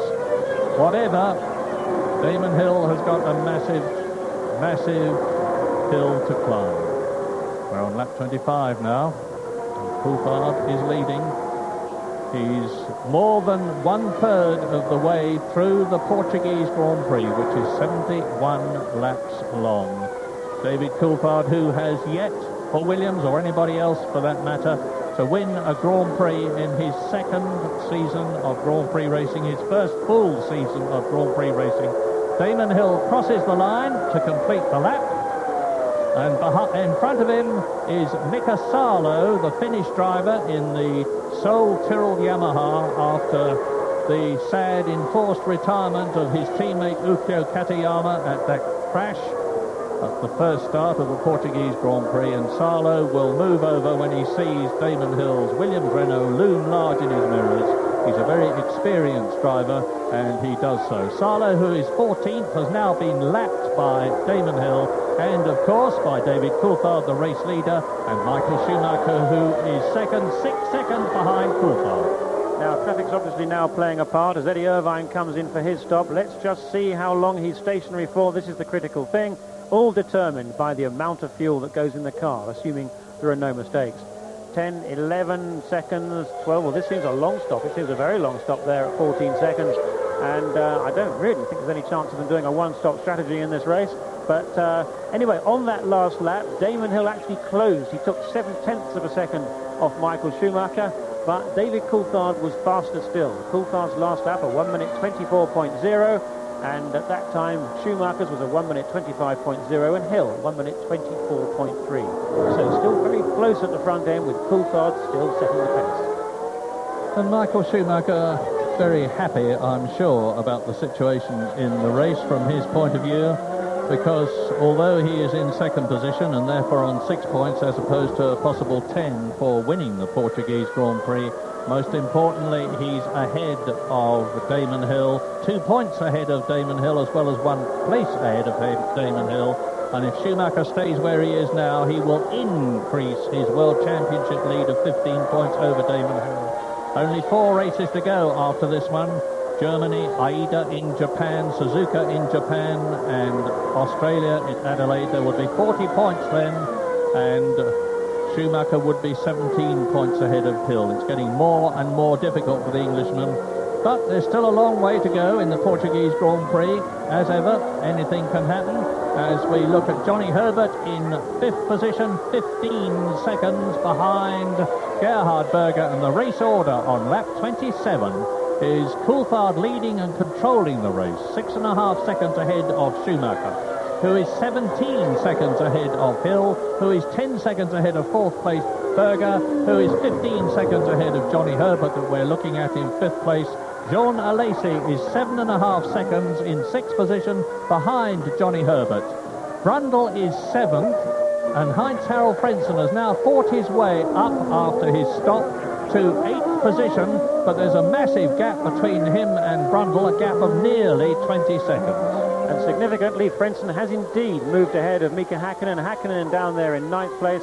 Therefore, in those final few laps before Frentzen came in, coupled with the teamwork, the pit work from the Sauber team compared to the McLaren team, Frentzen has moved ahead. The fastest lap, incidentally, is some 9 seconds off. He is, of course, driving a car with a smaller engine than the one that Damon Hill created the lap record in. So it's Williams leading with Coulthard at the wheel. It's Benetton second, looking good for more World Championship points, because Johnny Herbert that you're looking at is on 2 World Championship points. 6 for Schumacher, 2 for Herbert. That would be another 8 points. And now you see Mika Häkkinen 9th. That's Rubens Barrichello 10th. Behind him, Mark Blundell, who is in 11th place. The 2 McLarens sandwiching Rubens Barrichello's Jordan. By the way, Rubens Barrichello, the youngest driver in the race, has re-signed for the Jordan team to accompany his Irish teammate Eddie Irvine into 1996. Now, do you think, Jonathan, that the McLarens can be very happy about the situation that they're in now, 9th and 11th, with a car that they've had to return to an older specification than the one they came here with? Well, certainly qualifying was the worst performance that McLaren have had all year, and it must be regarded as a major disappointment and setback when the evolution that you've been working on, McLaren were working for several months building up to this McLaren MP410C configuration, as Barrichello tries to find a way by Häkkinen, and Blundell nearly benefits from his effort, and to find that a couple of months of work at the moment are not working, and they have to go back to their previous setup for a team of McLaren sources is a major blow. And I'm sure there'll be some very serious heated meetings back at Woking after this weekend. But that's not to say that the 10C won't work. I suspect that there are aspects of it that are indeed an improvement. They need to be optimised, more testing required to get the best out of the package. But this is an excellent performance from Mark Blundell. I really am very impressed indeed. It's his first race after he got married. Following the Italian Grand Prix, Blundell doesn't have the same car that Häkkinen has. It's not quite the same specification. He's got that back problem, and really going very well indeed. His best race of the season so far. So watch Rubens Barrichello. There he is in 10th position with Mark Blundell behind him, Mika Häkkinen in front of him, while I tell you that David Coulthard has got this race by the throat on lap 30 in 71 lap race. He's lapping faster than Schumacher and therefore extending his lead. It's now 5.8 seconds. Schumacher is lapping at almost exactly the same speed to the 10th of a second as Damon Hill, who is in 3rd place. And the first 3, of course, are lapping much faster than Gerhard Berger. And as you can see, David Coulthard now is right up with Mark Blundell. Now there's Barrichello, there's Blundell, and in the blue and white car behind is race leader David Coulthard. Mark Blundell will see the Williams. He'll know, of course, that he's about to be lapped. That won't deter him from moving over, David Coulthard hopes. And Rubens Barrichello is far enough ahead of Mark Blundell, I think, for the Englishman to let the Scotsman, David Coulthard, that we're riding with now, through before they get to turn 1. This is the end of the 185-mile-an-hour lap, and sure enough, David Coulthard moves to the inside. Politely, Mark Blundell moves over and lets the race leader lap him. Blundell, his 10th one has been lapped, And David Coulthard is now closing up on 10th position. Rubens Barrichello to lap him. Indeed, Coulthard lost just half a second on that lap compared to his regular pace without traffic. Blundell letting him by when he should have done, that's absolutely fine. And Coulthard will now have to hope that Schumacher doesn't get quite the level of cooperation, or certainly doesn't find the traffic in the optimum place, because in 5 seconds on lap 26, on lap 30 it's 5.8. Now the crucial bit of information we'd like to know at this point is, are the Benetton of Schumacher and the Williams of Coulthard, and particularly Hill I suppose too, are they on the same fuel strategy? Now if they are, and if they are going to be on this 3-stop strategy, we're going to expect to see them make this second stop in about 5 laps time, round about lap 35, lap 34 for the second of 3 stops if that's the case. Now to have a really great race, they'll be on the same strategy. What we wouldn't want to see from David Coulthard's point of view is Coulthard come in on lap 34, 35 and Schumacher stay out. But having seen how short Schumacher's stop was, I don't think there's too much chance of that. As Coulthard there goes by Rubens Barrichello, and in the background there is Michael Schumacher now behind Mark Blundell.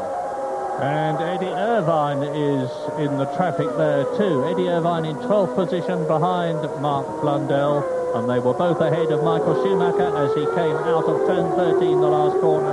So David Coulthard has got a handy cushion of some 4 seconds, but he's passed Häkkinen, he's passed Barrichello, he's passed Blundell, and he is past Irvine, and so Michael Schumacher has now got to get past those drivers that David Coulthard has already got ahead of, and we can expect the Scotsman's lead is now lap 32 to increase over Michael Schumacher, who is nearly 18 seconds ahead of Damon Hill.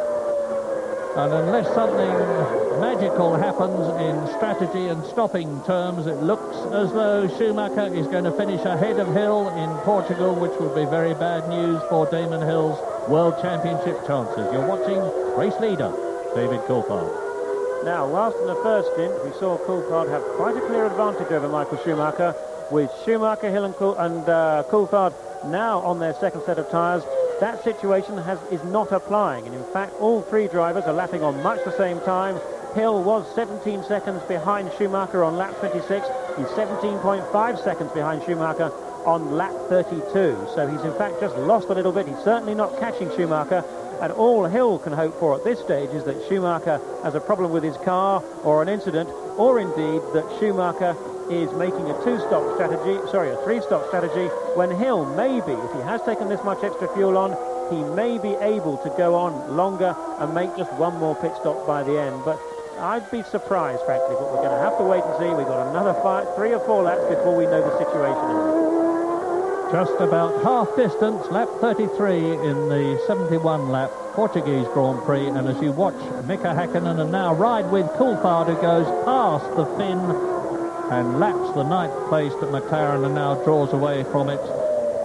If you've just joined us, you may wonder why the Portuguese Grand Prix is running so late. The answer is that the race was stopped after Coulthard had got away well in front of Schumacher, who had moved ahead of Damon Hill, and Yukio Katayama was involved, the Japanese driver, in a crash with Luca Badoer's Minardi, Katayama in the Tyrrell, which turned the Tyrrell over, ripped the suspension off it, and Katayama was taken away from hospital on a stretcher, on a drip, and as far as we know, Schumacher on lap 34 by nearly 5 seconds, but Damon Hill, who was passed by Schumacher after the second start, and Schumacher had started behind him on the grid, is now nearly 17 seconds behind his World Championship rival. Berger is 4th, Herbert is 5th, 6th position is the second Ferrari of Jean Alesi, who is only half a second ahead of Martin Brundle. 7th position, and Heinz Harald Frentzen is 8th in the Sauber,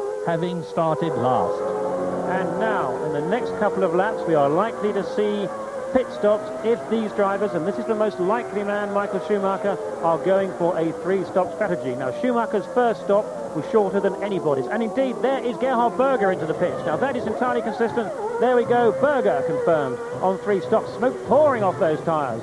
Now, I think that's a clear indication that... Well, we don't know exactly what it was, but the result is that Hill is now 16 seconds behind Schumacher, and that is the German, and he's closing up on Mika Häkkinen's McLaren Mercedes to lap it, and he's in 9th place. So, if, hypothetically, what happened to Hill happened to Coulthard when he comes in for his second stop, anything could happen in the Portuguese Grand Prix. It's a long, long way from being over yet. We're riding with Michael Schumacher, second place. Mika Häkkinen in front of him. Damon Hill is some 16 seconds behind the Benetton that you are looking at, and not at the moment looking like closing that gap. Schumacher in! Schumacher in!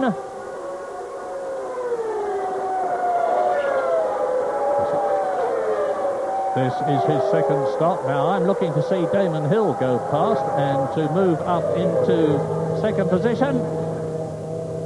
And I can't see because there's a massive crowd in front of me. They're all standing up, but I think that was Damon Hill going through. I think it was. Damon Hill is now up into second place as Michael Schumacher exits the pit lane, but it's a false situation in a way because Schumacher has already had his second stop, Damon Hill hasn't, so it may just well be a temporary situation. Good stop from the Benetton crew there. Schumacher out, confirming he is on a 3-stop strategy. And in the background, as we watch the Benetton crew at work, there were the Williams boys. They were getting ready for a stop. It looked very clear, and the suspicion is that that will be Damon Hill. He was the first to stop before. Oh, Michael Schumacher down to third position, but on a fresh set of... With 3 stops, it's in effect going to be a 4-part race for him. And in fact, we heard that it's David Coulthard who's due to be the first of the Williams drivers into the pits. Now, that gap between Michael Schumacher and David Coulthard was 6.3 seconds. So we know, on the basis that they're coming in on pretty much the same sort of laps, that these two drivers and cars are on the same refueling strategy. That means that we can compare the performance of them without the fuel issue coming into the equation. So we can say from that the Williams with David Coulthard is just a little bit quicker than the Benetton with Michael Schumacher. And indeed, Damon Hill being pretty much the same, although dropping back a little. So not much between them. There's no doubt Schumacher is very much in the race for this. Coulthard's going to have to keep the pressure up. Now let's see. 6.3 seconds Michael Schumacher was behind David Coulthard. And once Coulthard comes out of his pit stop, we can get an idea of just how slick the Williams pit work was compared to the Benetton pit work. But more than that too, we can see how effective Michael Schumacher is at getting into the pits quickly and getting out of the pits quickly. We saw as Schumacher came in at the back end of that Benetton, slid round. He was sliding the car, actually coming up the pit lane. And those precious tenths of a second all contribute to make Benetton provide Benetton with the performance advantage they seem to get, even from the pit stop work. And into the pits comes Johnny Herbert from 4th position. This is his second stop. Coulthard leading Hill by 20 seconds. Schumacher some 11 seconds. And was that Damon Hill? No. It was Martin Brundle, and so David Coulthard is some 20 seconds ahead of his teammate, but we just have to hold our breaths until Damon Hill has seen what he can do about Schumacher, until David Coulthard has been in to make his stop.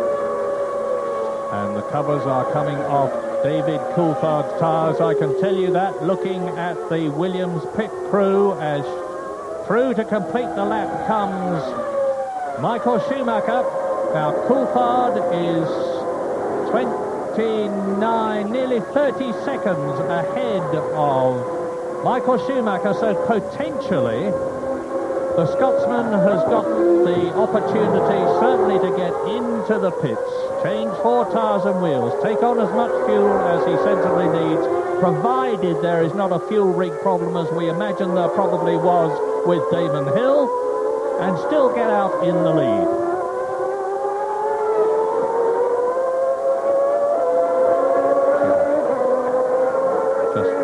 Seconds between him, 8.5 seconds between him and Damon Hill in second place.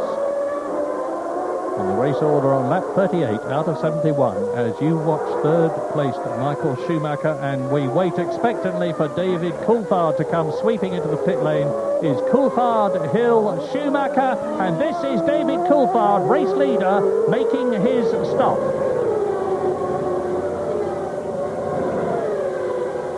Everything's gone smoothly so far, unlike the situation for Damon Hill. Well, precious tenths of a second, in fact, precious seconds lost by that right rear. They seem to have some kind of little problem with it. It didn't quite go on as quickly as it should have done. I think Coulthard's lost perhaps 2 seconds on that. Damon Hill now in the lead, but of course Hill has yet to stop. But David Coulthard is ahead of Michael Schumacher. You probably looked back down the pit lane and saw Schumacher in the Benetton behind David Coulthard. So 2 stops completed for the first and third men, David Coulthard and Michael Schumacher, but not for Damon Hill. And there's the Englishman leading the Portuguese Grand Prix. A false lead, he's leading on the track, but remembering that he's got to come in and stop, that lead will disappear. And he's got a lot of traffic in front of him, which is going to cost him time, unless he's coming in. It's Bouillon in front of him, and Michael Schumacher, as you just saw from the caption, is in second position. Behind him, race leader, effectively some 2.7 miles ahead of him, and right behind Hill is David Coulthard. Hill goes through and takes Irvine, who moves across and blocks Coulthard, who now moves past the Jordan.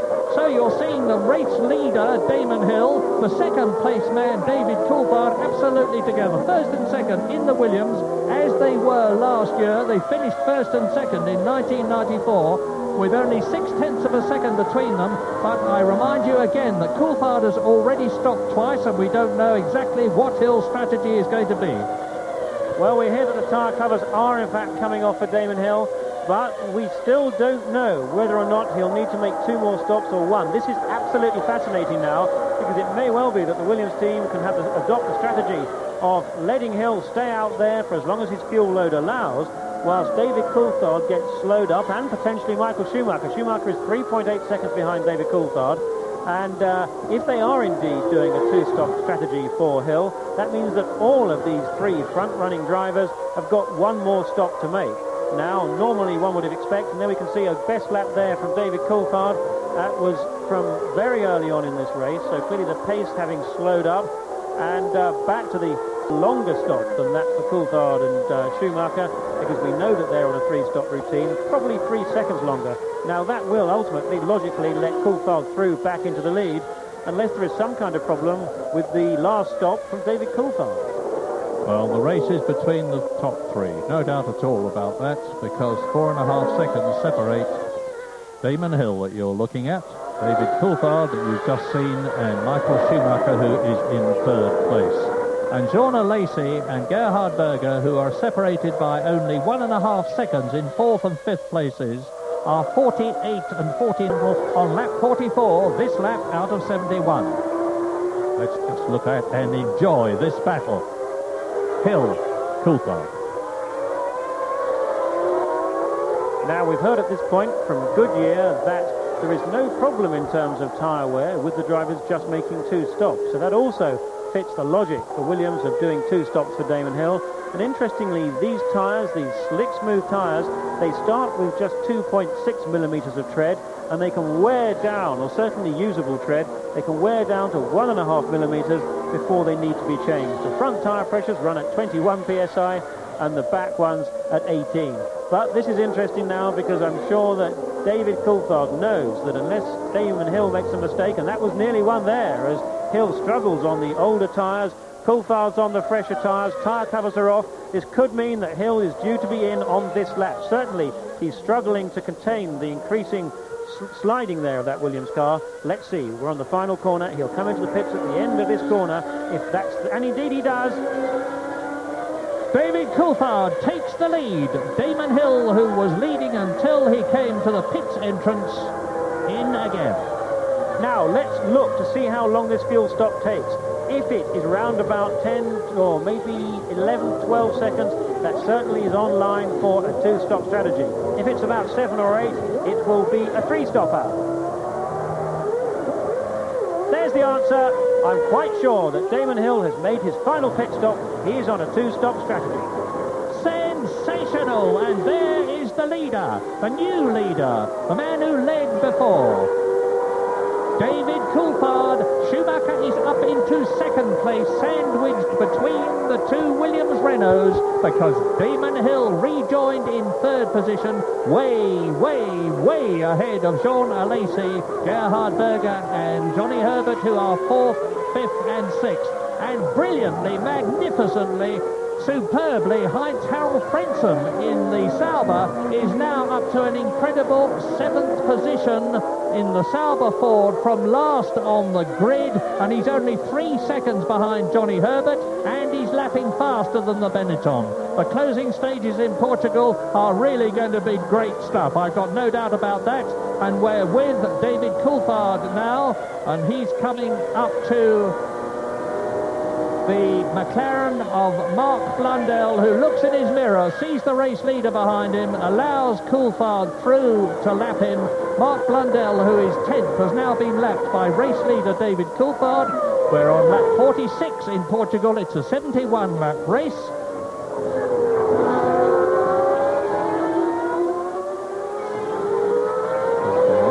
Now, you can see that Coulthard is in amongst traffic. You saw how close Michael Schumacher was behind him. At the beginning of the lap, it was nearly 4 seconds. It looks like less than that now. And certainly Schumacher is lapping faster than the Williams Renault as Coulthard goes through and takes Roberto Moreno in 19th position, 4 laps behind already in the 40. Closes up on Martin Brundle in the Ligier, who is in 9th position. Coulthard, the leader, catching Martin Brundle 9th. Michael Schumacher in the same way slicing through the traffic. Into the pit lane comes Gerhard Berger for another pit stop from 5th position in the Ferrari.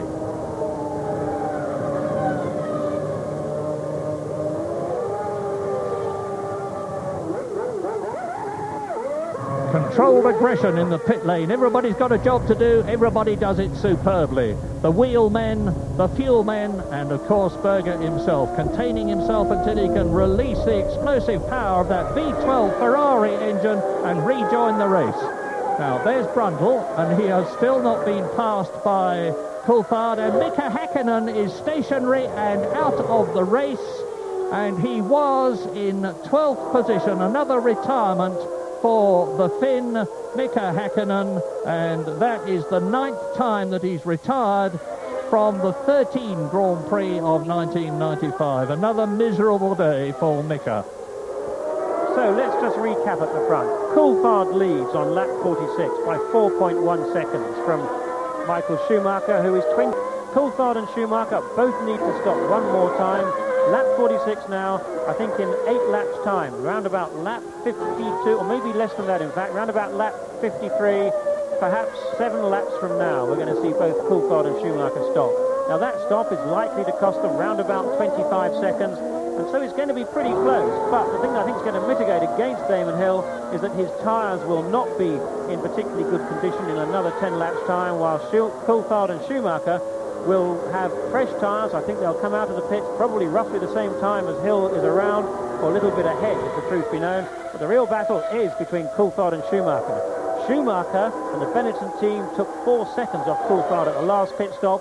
At the moment, Schumacher is 4 seconds behind Coulthard, so it really could be incredibly close. But another interesting point is that on Damon Hill's first pit stop, he was in the pit lane for that 36-second time. That included, of course, stopping. Now, on his second pit stop, he was only in the pits as Mark Blundell comes in for his second of 2 stops. Hill was only in the pits for 31.6 seconds. So it looks pretty clear that he had a problem with the refueling amounting to about 4 seconds. And that, no doubt, is why Charlie Whiting was pulled down there by Adrian Newey. And it could be that that 4 seconds could have influenced the result of the Portuguese Grand Prix here. And what a gentleman Martin Brundle is, the very, very experienced Englishman from Kings Lynn in 8th position in the Ligier Mugen, saw David Coulthard, race leader, bearing down on him, and at exactly the right moment Martin holds his hand up and indicates to David Coulthard which side he wants the Williams to pass him on, Coulthard reacts to the message, passes him, and now has Martin Brundle as well as others between him and second place Michael Schumacher, as out of the pit lane goes Jean Alesi, having stopped again from fourth position. We're on lap 48 as you watch Gerhard Berger go through. And here coming towards us is Coulthard, and behind him just one car separates him from Michael Schumacher. This is Heinz-Harald Frentzen, who is now, or was, in the points. Amazing, amazing. And since Gerhard Berger has also stopped, it's getting very, very close indeed. Now, before those stops, and there is Coulthard. Look back. No, we're not going to be allowed to look back for Michael Schumacher. But it's Coulthard leading 4.3 seconds ahead of Michael Schumacher on lap 49 out of 71. Damon Hill is third, a long way back. But remember, we're confident that Hill is going through to the end of the race, whereas Coulthard and Schumacher are both going to have to stop again. Alesi will have made his last stop, almost certainly. Herbert is in fifth place. Frentzen and Berger are fighting for the last point for sixth position in Portugal. This is lap 49. That is David Coulthard, race leader. Now, maybe we will see where Schumacher is. We need to have quite a long hold on David Coulthard somewhere, hopefully coming out of turn 13 into the finishing straight, as Coulthard gains on Gerhard Berger, who is in... And there is Schumacher. Schumacher passing Pedro Diniz to lap him for the fifth time. Pedro Diniz, the Brazilian in the 40, has been lapped 5 times in 50 laps by Michael Schumacher and, of course, by David Coulthard. And the gap is increasing thanks to the traffic which Coulthard has cleared, and Schumacher is still fighting his way through. The gap between race leader Coulthard on his way, hopefully, from his point of view, to his first Grand Prix victory, as Jean-Christophe Bouillon exits the pit lane. He was in 10th position, but the gap is 5.7 seconds now between race leader Coulthard, second place Michael Schumacher. That's the German, the World Championship leader, and that speaks for itself.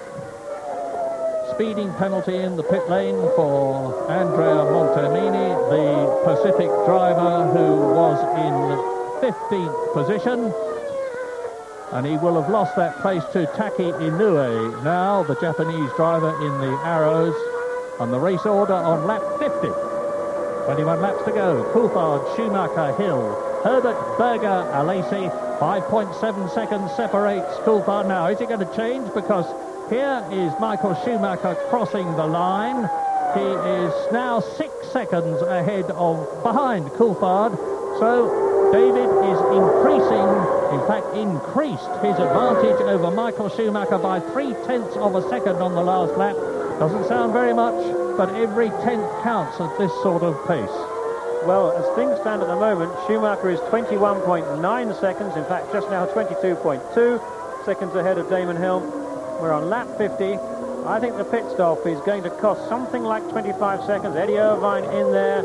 Irvine in for his second stop now. We can see drivers either making 2 or 3 stops, but Schumacher is just 22 seconds ahead of Damon Hill. He's going to need 25 seconds ahead of Hill to be sure of coming out in front of him, and that's what Schumacher will be determined to do, because if Schumacher comes out behind Hill despite his fresher tyres, the chances are that it'll be Hill who can hold Schumacher off to the very end. And then, of course, we've got David Coulthard to consider now. Coulthard is 6 seconds ahead of Schumacher. Coulthard's got another stop to make. And clearly, just how long Coulthard spends in the pits is going to be totally in the hands of the Williams crew. And even if Schumacher finishes third, never mind second or first, all is not lost from his point of view. If he can finish in the first 3, he won't be at all unhappy. Andrea Montemini, the Italian driver for Pacific, exits the pit lane after his 10-second penalty. But there's 10 points for the victory, 6 points for second place, 4 points for third position. So if hypothetically Damon Hill finished second ahead of Schumacher, who was third, Hill would have only reduced his 15-point gap between himself and Schumacher in the championship by 2 points to 13, with 4 races left to run after this and 40 points still to be won. By no means the end of the championship, but if Schumacher can just keep plodding on, and I use that word circumspectly, plodding, in the top 3 places, he won't be at all unhappy, although obviously the higher up he can finish the better. We're on lap 52, 71 lap race. Coulthard leads over 6 seconds ahead of Schumacher, who is 22 seconds ahead of Hill, who is 43 seconds ahead of Herbert. Benetton first and fourth, second and fourth, Williams first and third, Ferrari of Berger fifth, Ferrari of Alesi sixth, Brundle is seventh, and Frentzen, after his stop, is in 8th position. And of course, Coulthard, Schumacher and Hill are all racing to win. Schumacher, in fact, lapped 1/10 of a second slower on the last lap, so Hill has closed the gap 1/10 of a second, and it was Schumacher who Dropping down to turn 2 at 150 miles an hour, keeping it up into turn 3, the right-hander. Now climbing turn 4 down to about 45 miles an hour on the apex, accelerating up to the kink of turn 5, 160 miles an hour. Brake hard for turn 6, second gear, 60 miles an hour. This is it. That's Schumacher. 7 seconds now behind Coulthard, who was nearly a second faster than Michael Schumacher on the previous lap. And that's Martin Brundle, who is in 7th position, 1 place off a World Championship point in the Ligier, ahead of Michael Schumacher.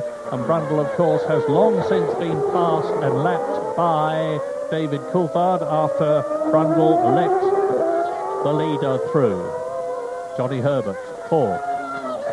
And he's 3rd in the World Championship. So things aren't looking at all bad for Herbert. And we hear that the tyre warmers are off in the Williams pit. This must mean David Coulthard due to come in for his final pit stop within the next couple of laps. And Schumacher, I'm sure, will be in, if not on the same lap, within a lap of that. At the moment, Coulthard has now extended his lead over Schumacher to 7.5 seconds, with Hill still being 22.2 seconds behind. Hill is really going well there, bearing in mind that he's had that heavier fuel load. His car is certainly heavier because it needs to have enough fuel to get to the very end of the race, whilst the cars of Coulthard and Schumacher will only have about another 10 litres of fuel left in them. As you watch Schumacher, I'll tell you that Hill is brilliantly doing what Ayrton Senna used so brilliantly to do. And that is maintain his pace, notwithstanding the fact that the tyres are getting very worn indeed. In the same way that Senna used to maintain his pace on slick tyres in wet conditions. And if Damon could keep this up, it's looking very promising indeed for him. You'll notice that Schumacher is not doing anything about really catching Martin Brundle, never mind getting past him, whereas David Coulthard made no bones about it at all. He closed up on the Ligier and went straight past, but the gap between the two of them, Brundle, who is 7th, nearly a full lap behind Michael Schumacher, is staying about the same. And Schumacher's just gone round in 1 minute 25.6. Martin Brundle went round in 1 minute 25.8. And into the pit lane comes race leader David Coulthard. And we think Michael Schumacher's coming in. Now, this is absolutely crucial, this stop. Remember what happened with Hill and Schumacher. Schumacher's gone in, there he is, and David Coulthard on fresh tyres with 55 laps completed rejoins the track ahead of Michael Schumacher. And and there is Damon Hill. Damon Hill. Wow. Lap 55. David Coulthard leads. Damon Hill is in 2nd place. And after his stop, Michael Schumacher is in 3rd place. Now, don't get too wound up. Remember, Damon Hill is on worn tyres. Michael Schumacher is on the minimum fuel load that he will need to complete the race. This is lap 55. It's a 71 lap race. And Michael Schumacher is not only on fresh tyres, but has got a colossal incentive to catch and get past Damon Hill and increase the World Championship gap between the two of them by 2 points by moving up from 3rd to 2nd. I said that the end of the Portuguese, the closing laps of the Portuguese Grand Prix were going to be exciting. They certainly are. That is David Coulthard on lap 55, seemingly on his way to his first ever Grand Prix victory. I'm not going to make any prophecies, but he is driven, as ever, absolutely magnificently in this, his 21st Grand Prix. Martin Brundle has come in from 7th position, and on lap 55, David Coulthard into his 56th lap now, leads Damon Hill by 7 seconds. Schumacher is less than 3 seconds behind Hill. First, second, third, Coulthard, Hill, Schumacher. Herbert is way back, but he's in 4th position, ahead of Gerhard Berger's Ferrari and Jean Alesi's Ferrari. So it's still 2 Benettons, 2 Williams, 2 Ferraris in the top 6. Martin Brundle and Frentzen are fighting for 7th position, with Frentzen, I think, moving up to 7th place. He's had his stop, and Martin Brundle has just come in and gone out again. We won't know until the end of the lap. And Rubens Barrichello is 9th ahead of Mark Blundell 10th. And we now have a straightforward race to the flag. No more pit stops for Coulthard, Hill, Schumacher. Johnny Herbert, I believe, has got to make a 3rd pit stop. But apart from that, the drivers' pit stops are all done. So we've got the fascinating prospect of watching Michael Schumacher on fresher tyres close the 2.8 second gap. There indeed is Herbert. This is his final stop. That's going to drop him down to somewhere probably 6th or 7th. He was running 4th. But Schumacher is 2.8 seconds behind Damon Hill. He's going to be on fresher tyres. They're all going to have the same amount of fuel in their tanks, enough to get to the end of the race, and therefore there's going to be no weight advantage for anybody. So we also saw, I think, Frentzen go by then, so that looks like we're going to see Herbert down to 7th place and Frentzen get up into the points for the first time so far. Now, the Coulthard, who could then certainly fend off Michael Schumacher, because Coulthard's tyres will be in as good a condition as those of Damon Hill, as Michael Schumacher. Or are we going to see the Williams team let Coulthard, what I believe to happen, will that Coulthard with his better tyres should be able to lap faster than Damon Hill now. His tyres should be worth 3 or 4 tenths of a second a lap. It is now purely in the hands of, well, firstly in the hands of the Williams team. Will they give an instruction to Coulthard to slow up? Secondly, if they do, will he move over and let Damon Hill by? On the first count, I think at the moment that David Coulthard is too far ahead at 8 seconds for them to do that. And as I understood it, the deal was that if Hill was clearly quicker than Coulthard, and that would mean following a minimum or at a maximum of 2 seconds behind Coulthard, they would ask Coulthard to move over. And on the second issue, well, I don't think David Coulthard is about to give away his chance of winning his first Grand Prix, because it looks pretty sure that he's going to be going to McLaren now, because we have just heard that Alain Prost has stated on TF1 that he will not be racing a McLaren next year, that he will be testing it though. That is a possibility. That clears the way for David Coulthard to join McLaren, and with McLaren's current situation, it may well be some time before Coulthard gets as good a chance as this to win a Grand Prix. TF1, the French television station for which Alain Prost commentates, and of course that means that there's a Ferrari seat potentially for Mark Blundell, for Johnny Herbert or Martin Brundle. A fascinating situation, but not nearly as fascinating as the Portuguese Grand Prix. I find it difficult to believe that Williams would give Coulthard instructions to slow down, not just because he's now 9 seconds ahead of Damon Hill, who is 4 seconds ahead of Michael Schumacher, but because if they did, there's always the possibility that Michael Schumacher could catch and pass both of them. Unlikely, I agree, but quite possible, and that would really leave the Williams team with egg on their faces. But at the present moment, on lap 58 in this 71-lap race, with all looking well for the 3 men at the front as they fight for positions, it's David Coulthard from Twynham in Scotland, leading Damon Hill, who is now he's 9.2 seconds ahead of Damon Hill. Schumacher 3rd, Berger 4th, Alesi 5th, and Frentzen is in the points at 6th position. The important thing there was that Coulthard had indeed pulled away from Damon Hill.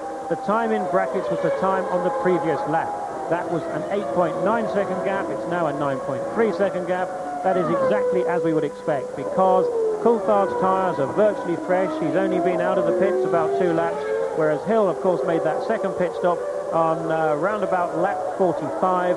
So his tyres are going to be fairly well worn, and we know that that makes a big difference here.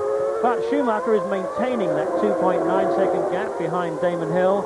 It, in fact, was as far back as 4.1, so he's, I beg your pardon, he has in fact closed the gap a little, but closing it's one thing, getting by is something else. But the best battle that we're likely to see for the next few laps is going to be between the two Ferrari drivers, because Gerhard Berger is currently in 4th place, and he has made 3 stops, and Alesi is right behind him, having made 2 stops on 1.8 seconds back. Now, in theory, again, Berger should be able to pull away, unless he's got any kind of a problem, because he should be the man on the fresher tyres. And just put this in your mind that Michael Schumacher there and Damon Hill, who is ahead of him on the track, have had this collision 3 times in Adelaide in Australia last year, at Silverstone this year, in Italy this year. Now there they are. Schumacher is gaining on Damon Hill, and soon he's going to be in a position to pass, and he will have to be something else to be considered in the situations in the past, the 3 situations in the past where Schumacher there and Hill ahead of him have collided. It has always been Schumacher in front in Adelaide and at Silverstone and in Italy. This time he is behind. Damon Hill will be able to make his car very wide indeed, absolutely legally, by staying on the racing line and just perhaps moving an inch this way or an inch that way. But even if that was not the case, I'm talking as though there was a big performance differential between these 2 cars. They've both got the Renault V10 engine. They're very, very evenly matched in terms of car performance and driver ability.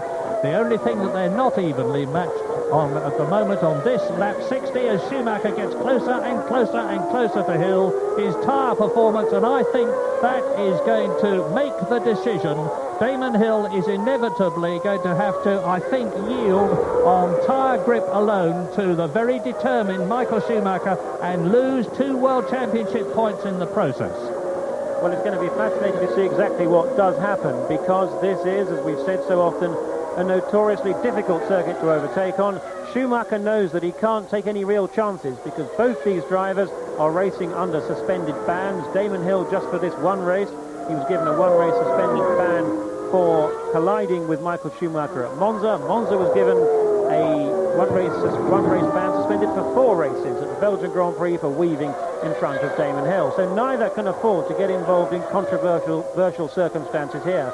But whilst Benetton are the team who have been famous for having creative, optimizing refueling strategies, I think this is one race where Williams have done just that, because when they saw that Hill was 3rd behind Schumacher, they then looked for a way of exploiting the refueling strategy to get Hill back out in front, and that's what they've done with this by converting what I suspect was originally going to be a 3-stop strategy into a 2-stop strategy. They've done the crucial thing, and that's get their man, Damon Hill, out in front of Michael Schumacher. For how much longer, we may wonder, but Hill's out in front of Schumacher, and the question is, how much longer can he hold it off for? We're on lap 60, there are another 11 laps of this race to go. There's no question that Schumacher is going to be all over Damon Hill's back for those 11 laps potentially, or if he can find a way by, then we're going to see something very close indeed, because Hill's going to know that his championship hopes survive, or will survive, on being able to keep Schumacher behind him and yet not doing anything controversial. A real challenge.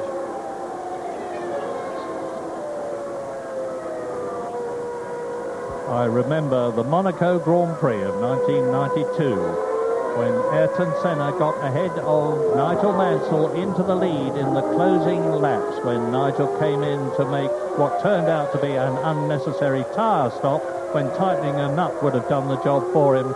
And Nigel was swarming all over the gearbox of Senna's McLaren, but failed to get past. Now, admittedly, Monaco is a very different track to this one. Schumacher has a look, and it's at the new chicane that Damon Hill is going to have the maximum trouble, because on worn tyres, when they come out of that at about 30 miles an hour and put the power down, if you haven't got the maximum amount of grip for the circumstances, you can easily fishtail, and that is where Damon Hill passed Coulthard last year, and it's where Schumacher comes right up alongside Hill and goes through, and this time there is no collision. I can almost see their minds working as Damon Hill kept away from the Benetton and allowed Michael Schumacher on lap 62 out of 71 in Portugal to move ahead of him up into second place to increase the World Championship gap by a further 2 points. But Schumacher is now 11.3, or the previous lap was 11 points. He's 12 seconds now behind Coulthard. Well, there we can see the manoeuvre that did it, and I think Damon Hill was a little bit slow there. He could have quite rightfully taken the inside line, and that would have prevented Schumacher from getting by at that point. And bearing in mind the state of his tyres, that was a reasonable thing for Hill to have done. But ironical, in fact, that the corner that last year gave Hill the opportunity to get by his teammate, and that's exactly what Hill did to Coulthard last year, has been reversed upon him, and now it's Michael Schumacher who's exploited the difficulty of that corner to get by Damon Hill, and this could be fundamental to the World Championship this year. It is possible that, in effect, Michael Schumacher that you're looking at could wrap the World Championship for 1995 up in his home country at the Nürburgring near Cologne next Sunday. There are 2 Grand Prix on successive weekends here in Portugal and next week in Germany. And if Schumacher finished 17 points ahead of Damon Hill with 40 points still to be won, it wouldn't be all lost, but it would be very, very difficult for Hill, and it would depend on Schumacher having to retire from a race or races. But now this is lap 64, and you can see that on the new Goodyear rubber, Michael Schumacher is extending the lead over Damon Hill, but of course he's still in second place behind Coulthard, Hill third, Berger fourth, and he's just 1.5 seconds ahead of his teammate Jean Alesi, and Heinz-Harald Frentzen is now 3.6 seconds ahead of Johnny Herbert, and it looks as though Frentzen in the Sauber is going to go up into the points yet again this season, and that would be for the 6th time. An excellent performance in a car with the Ford Z-Tech V8 engine, which is getting better and better meeting by meeting, particularly here. There's been a bigger improvement for the Sauber from Italy to here than there has been any previous race this year. Well, there might be only 8 laps to go of this Grand Prix, but Schumacher is certainly not giving up.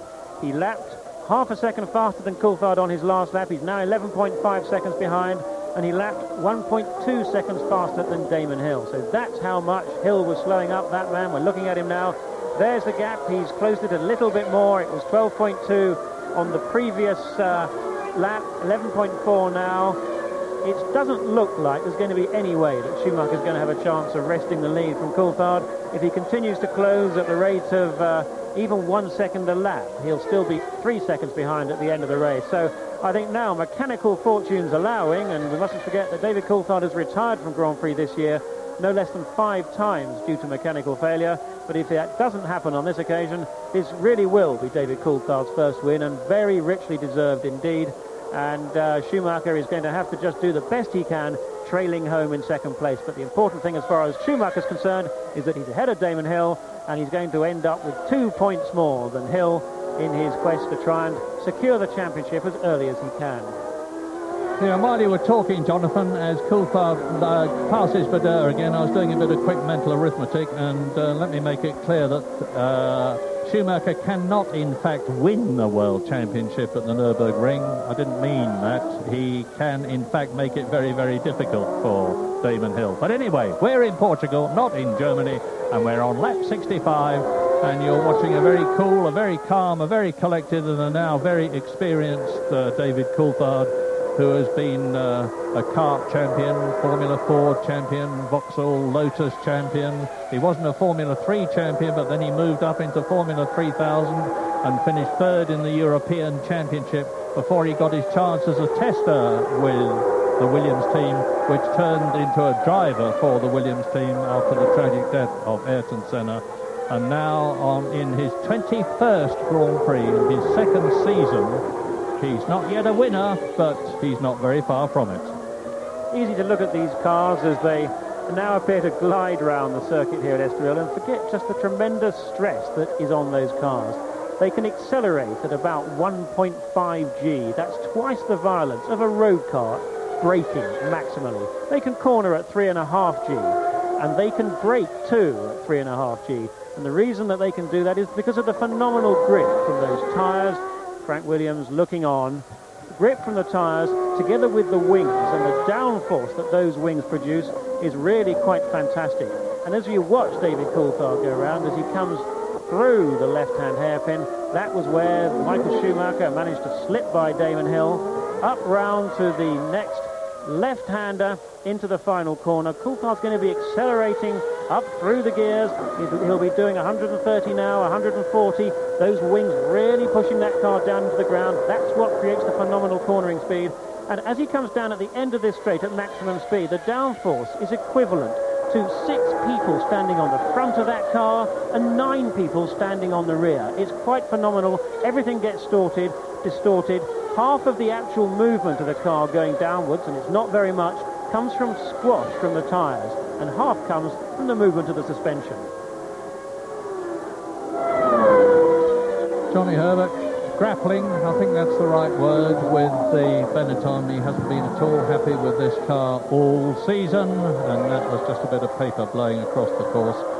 Herbert is coming up to lap Luca Badar, who is down in 14th position. We're on lap 67 now, so there's lap 68, 69, 70 and 71 after this. 4 laps to go between David Coulthard and the first Grand Prix in his career, in his 21st race.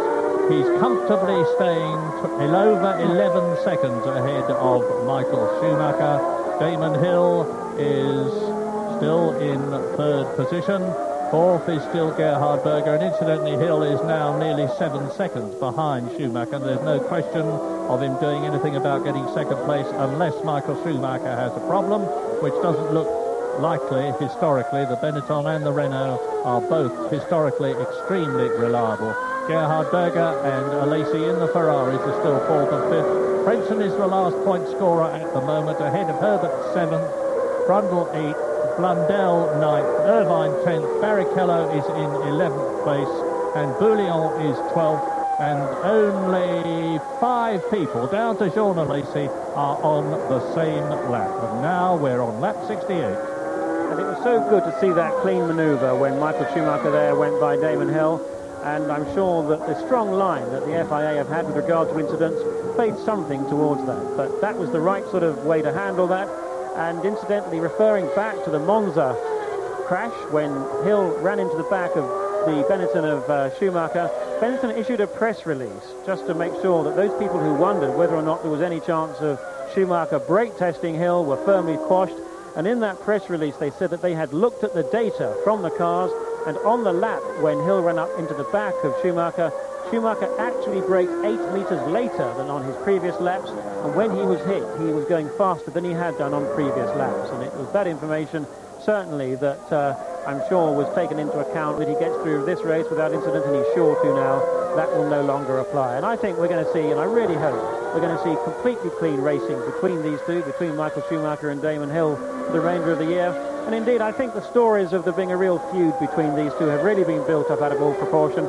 Quite frankly, in Monza, it could have been anybody in front of Damon Hill that got hit, and the fact it was Schumacher was incidental. Riding with Schumacher, about to lap his 7th placed teammate Johnny Herbert, who obviously makes no attempt to resist Schumacher going past. And Michael now is on his 69th lap in this 71 lap race in 2nd place, on his way to 6 World Championship points, further to increase his lead over Damon Hill from 15 points to 17 points, provided Hill stays exactly where he is, and provided Coulthard does the same thing. And it's still Ferrari, Sauber, 4th, 5th and 6th. And Michael Schumacher can be very proud of his performance in this race, as in virtually every other race, with 6 wins behind him this season already. This, funnily enough, is going to be his first 2nd place if he finishes in that position. Although he's been in Argentina, he was in 3rd position. And just as a matter of interest, David Coulthard has been on the podium 6 times for second and third places in his 21 race career, but never the top step. It looks as though he's going to be there today. This is lap 69 coming to the end of it. Well, Schumacher's closing there, closed by half a second, but it's immaterial. Only 3 more laps to run. David Coulthard has sensibly backed off his pace and is now simply cruising around. 2 laps to go. There we are. Now back in 4th and 5th place, we've got the 2 Ferraris, and incidentally, the Ferrari drive and the second Sauber drive, alongside Frentzen, are the only 2 major drives that haven't been sealed. And in line for Ferrari testing next week to try and work out who will take that seat alongside Schumacher is Martini, Badoa, Fisichella, Morbidelli, who used to drive the footwork, and Larini. And my guess is that Larini or Morbidelli should be in with a good shout of that one. There will be people who criticise the situation if that is the case, with drivers of the calibre of Johnny Herbert, Martin Brundle and Mark Blundell available, but that's Ferrari's business and not mine. What is my business, and everybody who is backing David Coulthard, particularly his chums at the Star Hotel in Twynham, who are always there cheering him on, is that Coulthard is on his last lap but 1, and he is a very comfortable 8.4 seconds ahead of Michael Schumacher, really looking as though after all the misfortunes he's had, not just with problems he's had of going off, but primarily with reliability problems in the Williams, which hasn't been the most reliable car of the year so far. David Coulthard is now on his last lap, on his way to his first win. And I am thrilled that David Coulthard will take his first win. It's been something which I'd anticipated for over a year now. Been on pole position emphatically in Monza, pole position clearly here at Estoril. He's driven a faultless race. He had the confidence to win. Team orders have played no part whatsoever, and it really is a very richly deserved result for Coulthard. Michael Schumacher has driven with that typical precision. He's made no mistakes, but the Benetton has been no match for the Williams here, and frankly, it probably won't be on most of the circuits left. But importantly for Schumacher, he's kept ahead of Damon Hill. Hill certainly got delayed by that first problematic fuel stop, and it may have made a difference. I suspect not. And this could mean that Damon Hill's championship challenge is really over. Ferrari's 4th and 5th, but Heinz-Harald Frentzen, 6th place, a point, a poor reward for what's been a superb performance from Frentzen and the Sauber team this weekend. 13 corners on this lap. This is turn 10. The left-hander is turn 11, and David Coulthard is now entering turn 12 and 13, which lead into each other. The last corner on the Portuguese Estoril course, within sight of the checkered flag, which he sees now brilliantly to win his first Grand Prix. He wins it in Portugal. He takes 10 World Championship points for himself and the team, and Michael Schumacher finishes, I'm sure, a very contented second, 6 points, but importantly, 2 points ahead of Damon Hill, who's coming home in 3rd position. Is not yet home, incidentally, in 3rd position. There he is across the line. Coulthard, Schumacher, Hill. Consolation for the Williams team, of course, is the fact that Coulthard on 10 points and Hill on 4 are closing the Constructors' Championship gap to Benetton, which was 20 points, is now 12 points, because Johnny Herbert is going to finish in 7th place out of the points. And that's the delighted Williams team, with Frank himself, as ever, looking at the monitor. And in Portugal, we have seen history made by this young Scotsman, a tremendously determined and likeable chap, who, thanks to the backing and consistent support of his father, Duncan, and his mother, Joyce, who have done everything that a father and mother could to help a son get on in the world that he wants to do well in, David Coulthard has won his first Grand Prix. Michael Schumacher closes up alongside him. And knowing Schumacher as I do, I suspect he's going to look across and wave at him and grin behind his helmet and say, well done, David, you beat me fair, you beat me square. And as Jonathan was saying, it was really good to see that clean passing manoeuvre between Schumacher and Hill, where Schumacher passed Hill at the same place where Hill had taken the lead from his teammate David Coulthard last year, cleanly to go ahead and resolve any concerns that we had that there might be a fourth coming together between the Benetton and the Williams. But in Portugal, there is the man. He dominated the qualifying by taking pole position, as he had at Monza for the Italian Grand Prix 2 weeks ago. But unlike Monza, where he first of all went off on the parade lap and then subsequently had to retire, having led the race, David Coulthard kept his advantage to win here at Estoril. And this is always a rather tense time, not for the drivers though, but for the team managers, because the cars are all being directed into the Parc Ferme. That's Charlie Whiting there with the blue shirt. He is responsible for supervising the scrutineering. Isn't that wonderful? Schumacher is genuinely delighted there for David Coulthard. Certainly no repeat of the conversation that was between Schumacher and Hill at Belgium that we all thought was one of congratulations. This time it genuinely is, and Schumacher, I'm sure, will respect the job that Coulthard has done. But they have to hope, as I was saying, that the cars, when they're checked, all pass all of the complex technical regulations. Last year, Hannes was excluded in the Ligier because the floor of his Ligier had worn down to be too thin. I'm sure that is going to be the case. I very much hope so, because I think the result today has been a very fair one indeed. But look how fresh David Coulthard looks. 24 years old, his first Grand Prix win, and a huge future in front of him. But, question mark, what happened to Damon Hill on that pit stop of his? There he is, congratulating his teammate on his first win. But why did it take so long? What was Adrian Newey, the Williams designer, saying to Charlie Whiting, the FIA technical delegate? He was obviously unhappy about something.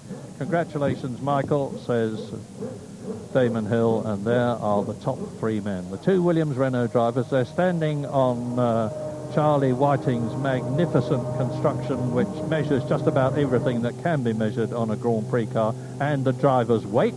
And we wait now for the top three, Coulthard, Schumacher and Hill, to step out onto the podium.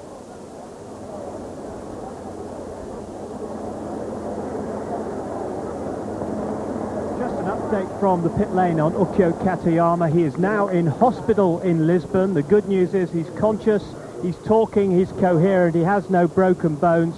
He is, however, complaining of a very sore neck, but he's undergoing, naturally enough, all scans necessary, and he'll be under full observation for 48 hours. So a miraculous escape there for the Japanese driver from that big 170 mile per hour crash. David Coulthard wins his first Grand Prix in Portugal. Michael Schumacher, by finishing second, extends his World Championship lead over Damon Hill, who was third, by a further 2 points to 17 points.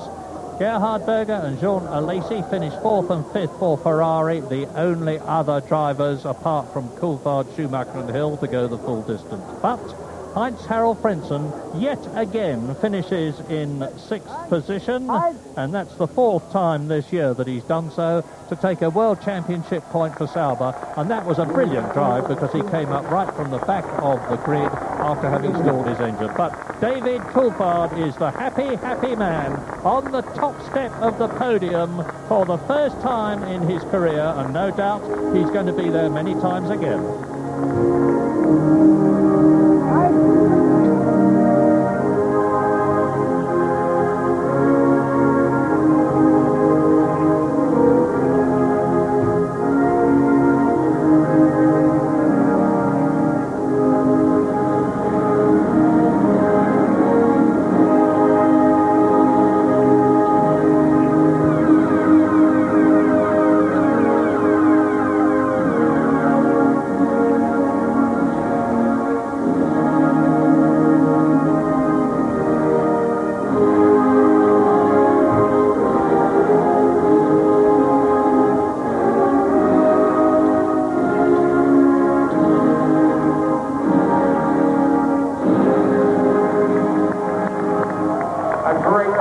Now, says everybody, the flags of the nations for David Coulthard's first Grand Prix win, and it happened here in Portugal. That's his girlfriend, Andrea, proudly seeing her man hold aloft the trophy for winning here. I say again, we're going to see many more of David Coulthard on the top step of the grid, of the podium, maybe even in a McLaren next year. But here this year, it was in a Williams, a superb victory, and the championship of the world is a long, long way from being over as we go to Germany for the Grand Prix of Europe. We have to move away from Estoril for the moment, but we'll be back to hear from, I'm sure, a delighted David Coulthard a little later on. Well, because of the late start to the Grand Prix, it means we're starting our coverage here at Ascot a little late, but there has been a delay here as well, so we can now go down to the start for our first race today, the Diadem Stakes. Here's Peter O'Sullivan.